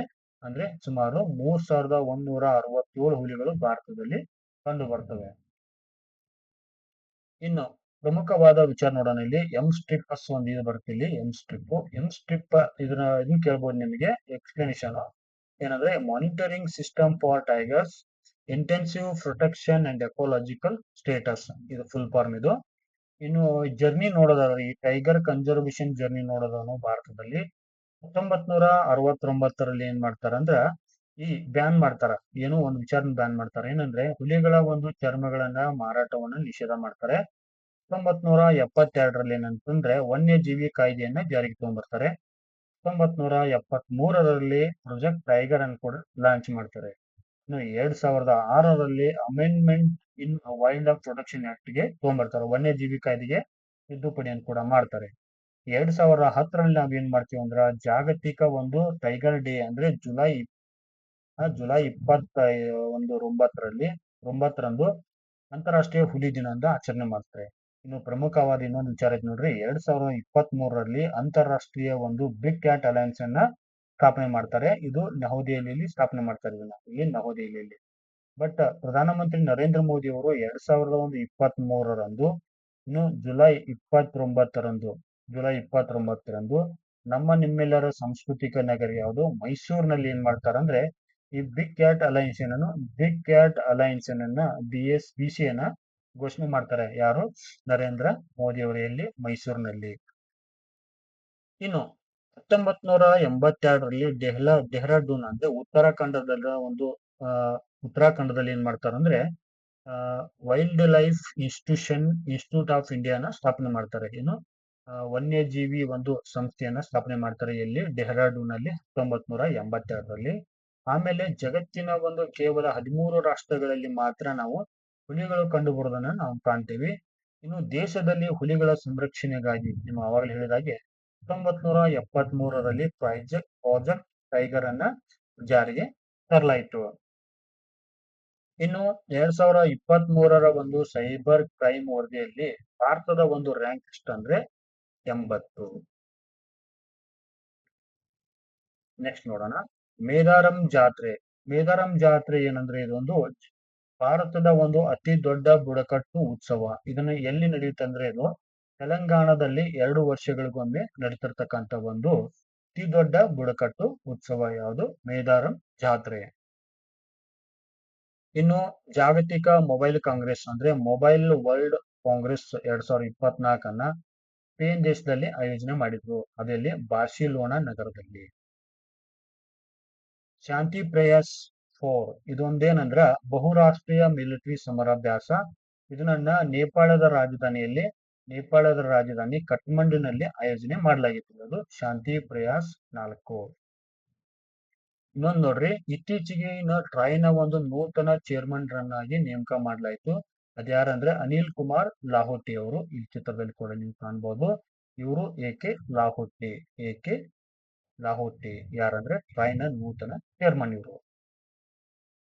ಇನ್ನು ಖೇಲೋ ಇಂಡಿಯಾ ವಿಂಟರ್ ಗೇಮ್ಸ್ ಅನ್ನ ಎಲ್ಲಂದ್ರೆ ಲಡಾಖ್ನ ಲೇಹ್ ಮತ್ತು ಗುಲ್ಮಾರ್ಗ್ನಲ್ಲಿ ಆಯೋಜನೆ ಮಾಡಲಾಗಿತ್ತು. ಇನ್ನು ವಿಶ್ವ ಜೌಗು ಭೂಮಿಗಳ ದಿನ ಅಥವಾ ವರ್ಲ್ಡ್ ವೆಟ್ಲ್ಯಾಂಡ್ ಡೇಗಳನ್ನ ಆಯೋಜನೆ ಮಾಡ್ತಾರೆ. ನಿಮ್ಗೆ ಗೊತ್ತಿರತಕ್ಕಂಥ ವಿಚಾರ ಇದು. ಫೆಬ್ರವರಿ ತಿಂಗಳಲ್ಲಿ ಘೋಷಣೆ ಮಾಡ್ತಾರೆ. ಅದನ್ನ ಯಾವ ದಿನ ನಿಮ್ಗೆ ಏನೋ ಗೊತ್ತಿದ್ರೆ ಕಮೆಂಟ್ ಮಾಡಿ ಸ್ನೇಹಿತರೆ. ಇದರ ಒಂದು 2024ರ ಒಂದು ಥೀಮ್ ಏನಾಗಿತ್ತು ಅಂದ್ರೆ wetlands and human well being ಆಗಿತ್ತು. ಅವತ್ತಿನ ಒಂದು ಮಾಹಿತಿ ಪ್ರಕಾರ 75 ಏನ್ ನೋಡ್ತೀವಿ ನಾವು ವೆಟ್ಲ್ಯಾಂಡ್ ಗಳನ್ನ ನೋಡ್ತೀವಿ. ಇನ್ನು ಹೈಯೆಸ್ಟ್ ಇರತಕ್ಕಂತ ದೇಶದಲ್ಲಿ ವೆಟ್ಲ್ಯಾಂಡ್ ಗಳ ಸಂಖ್ಯೆ ಹೈಯೆಸ್ಟ್ ಇರತಕ್ಕಂತ ರಾಜ್ಯ ಯಾವ್ದಂದ್ರೆ ತಮಿಳುನಾಡು. ಇಲ್ಲಿ ನೋಡ್ಬೋದು ನೀವು ಕರೈವೆಟ್ಟಿ ಬರ್ಡ್ ಪಕ್ಷಿಧಾಮ ಎಲ್ಲಿ ಕಂಡು ಬರ್ತಂದ್ರೆ ತಮಿಳುನಾಡು ನೋಡ್ತೀರಿ. ಇನ್ನು ಮಾಗಡಿ ಕೆರೆ ನಾವು ನೋಡ್ತೀವಿ ಸ್ನೇಹಿತರೆ, ಇದು ಕರ್ನಾಟಕ ಗದಗದಲ್ಲಿ ಕಂಡು ಬರೋದು. ಇನ್ನು ಲಾಂಗ್ ಶೋಳಾ ಫಾರೆಸ್ಟ್ ನೋಡ್ತೀರಿ, ಇದು ಕೂಡ ತಮಿಳುನಾಡು. ಇನ್ನು ಅಂಕ ಸಮುದ್ರ ನೋಡ್ತೀವಿ ಸ್ನೇಹಿತರೆ, ಅಂಕ ಸಮುದ್ರ ಒಂದು ಪಕ್ಷಿಧಾಮ ನೋಡ್ತೀರಿ, ಎಲ್ಲಿದು ವಿಜಯನಗರ ಜಿಲ್ಲೆ. ಆಮೇಲೆ ಅಗನಾಶಿನಿ ಇಲ್ಲಿ ಎಷ್ಟುರಿ ನೋಡ್ತೀರಿ ನಾವು, ಇದು ಉತ್ತರ ಕನ್ನಡ. ಇದು ಕೇಳೋ ಚಾನ್ಸಸ್ ಐತಿ, ಮ್ಯಾಥ್ಸ್ ದ ಪಾಲನ್ ಕೇಳಬಹುದು. ರಾಷ್ಟ್ರೀಯ ಮಹಿಳಾ ದಿನ ಇನ್ನು ನ್ಯಾಷನಲ್ ವುಮೆನ್ಸ್ ಡೇ ಫೆಬ್ರವರಿ 13ರಂದು ಆಚರಣೆ ಮಾಡ್ತಾರೆ. ಏನಂದ್ರೆ ಸರೋಜಿನಿ ನಾಯ್ಡು ಅವರ ಒಂದು ಬರ್ತ್ ಆನಿವರ್ಸರಿಗೋಸ್ಕರ ಇದನ್ನ ಆಚರಣೆ ಮಾಡ್ತಾರೆ. ಈ ಸರೋಜಿನಿ ನಾಯ್ಡು ಅವ್ರನ್ನ ಭಾರತದ ನೈಂಟಿಂಗಲ್ ಅಂತ ಕರಿತಿದ್ರು. ಇನ್ನು ಅಂತಾರಾಷ್ಟ್ರೀಯ ವಿಶ್ವ ಪಲ್ಸಸ್ ಡೇ ನೋಡ್ತೀವಿ. ಇನ್ನು ವಿಶ್ವ ಆಹಾರ ಧಾನ್ಯಗಳ ದಿನವನ್ನ ಇದನ್ನ ಪ್ರತಿ ವರ್ಷ ಫೆಬ್ರವರಿ 10ರಂದು ಆಚರಣೆ ಮಾಡ್ತಾರೆ. ಈ ವರ್ಷದ ಒಂದು ಥೀಮ್ ಏನಾಗಿತ್ತು ಅಂದ್ರೆ ದ್ವಿದಳ ಧಾನ್ಯಗಳು ಮಣ್ಣು ಮತ್ತು ಜನರನ್ನು ಪೋಷಿಸುವುದು. ನೆಕ್ಸ್ಟ್ ನೋಡ್ರಿ, ವರ್ಲ್ಡ್ ರೇಡಿಯೋ ಡೇ ಅಂದ್ರೆ ಜಾಗತಿಕ ವಿಶ್ವ ರೇಡಿಯೋ ದಿನ ಪ್ರತಿ ವರ್ಷ ಫೆಬ್ರವರಿ 13ರಂದು ಆಚರಣೆ ಮಾಡ್ತಾರೆ. ಈ ಥೀಮ್ ಏನಂದ್ರೆ ರೇಡಿಯೋ ಆ century informing, entertaining and educating. ಇನ್ನು ನೋಡ್ರಿ, ಕೊನೆಯದಾಗಿ ರಾಷ್ಟ್ರೀಯ ಒಂದು ವಿಜ್ಞಾನ ದಿನವನ್ನು ನೋಡ್ತೀವಿ. ಪ್ರತಿ ವರ್ಷ ಫೆಬ್ರವರಿ 18ರಂದು ಆಚರಣೆ ಮಾಡ್ತೀವಿ. ಇದನ್ನ ಯಾಕಂದ್ರೆ ರಾಮಣ್ಣ ಎಫೆಕ್ಟ್ ಏನ್ ಜಾರಿಗೆ ತಗೊಂಡ್ಬರ್ತಾರಲ್ಲ, ಕಂಡುಹಿಡಿತಾರಲ್ಲ ಸರ್ ವಿ ರಾಮಣ್ಣ ಅವರು, ಅದರ ಒಂದು ನೆನಪಿಗಾಗಿ ಫೆಬ್ರವರಿ 28ರಿಂದ ಮಾಡ್ತಾರೆ. ಯಾವಾಗ ರಾಮಣ್ಣ ಎಫೆಕ್ಟ್ ಯಾವಾಗ ಜಾರಿಗೆ ಬಂತು ಅದು ನೋಡ್ರಿ ಫೆಬ್ರವರಿ 1928. ಇವರಿಗೆ 1930ರಲ್ಲಿ ಇವರಿಗೆ ಏನು ಈ ರಾಮನ್ ಎಫೆಕ್ಟ್ ಬಗ್ಗೆ ನೊಬೆಲ್ ಪ್ರಶಸ್ತಿಯನ್ನ ಫಿಸಿಕ್ಸ್ ವಿಭಾಗದಲ್ಲಿ ನೀಡಿದರು. ಈ ವರ್ಷದ ಒಂದು ಥೀಮ್ ಏನಾಗಿತ್ತು ಅಂದ್ರೆ ನ್ಯಾಷನಲ್ ಏನು NSD ಒಂದು ಥೀಮ್ ಏನಾಗಿತ್ತು ಅಂದ್ರೆ indigenous technology for Viksit Bharat. ಸ್ನೇಹಿತರೆ, ಇಲ್ಲಿವರೆಗೆ ಒಂದು ಈ ಫೆಬ್ರವರಿ ತಿಂಗಳ ಫೆಬ್ರವರಿ 2024ರ ಒಂದು ಪ್ರಮುಖ ಪ್ರಚಲಿತ ಘಟನೆಗಳನ್ನ ನೀವು ಕೇಳಿದ್ರಿ. ಆಮೇಲೆ ಮುಂದಿನ ಒಂದು ವಿಡಿಯೋದಲ್ಲಿ ನಾವು ಮಾರ್ಚ್ 2024ರ ಒಂದು ಪ್ರಮುಖವಾದ ಕರೆಂಟ್ ಅಫೇರ್ಸ್ ಗಳನ್ನ ಡಿಸ್ಕಸ್ ಮಾಡೋಣ. ಈ ಒಂದು ವಿಡಿಯೋ ನೋಡಿದಕ್ಕಾಗಿ ನಿಮ್ಮೆಲ್ಲರಿಗೂ ಕೂಡ ತುಂಬ ಹೃದಯದ ಧನ್ಯವಾದಗಳು.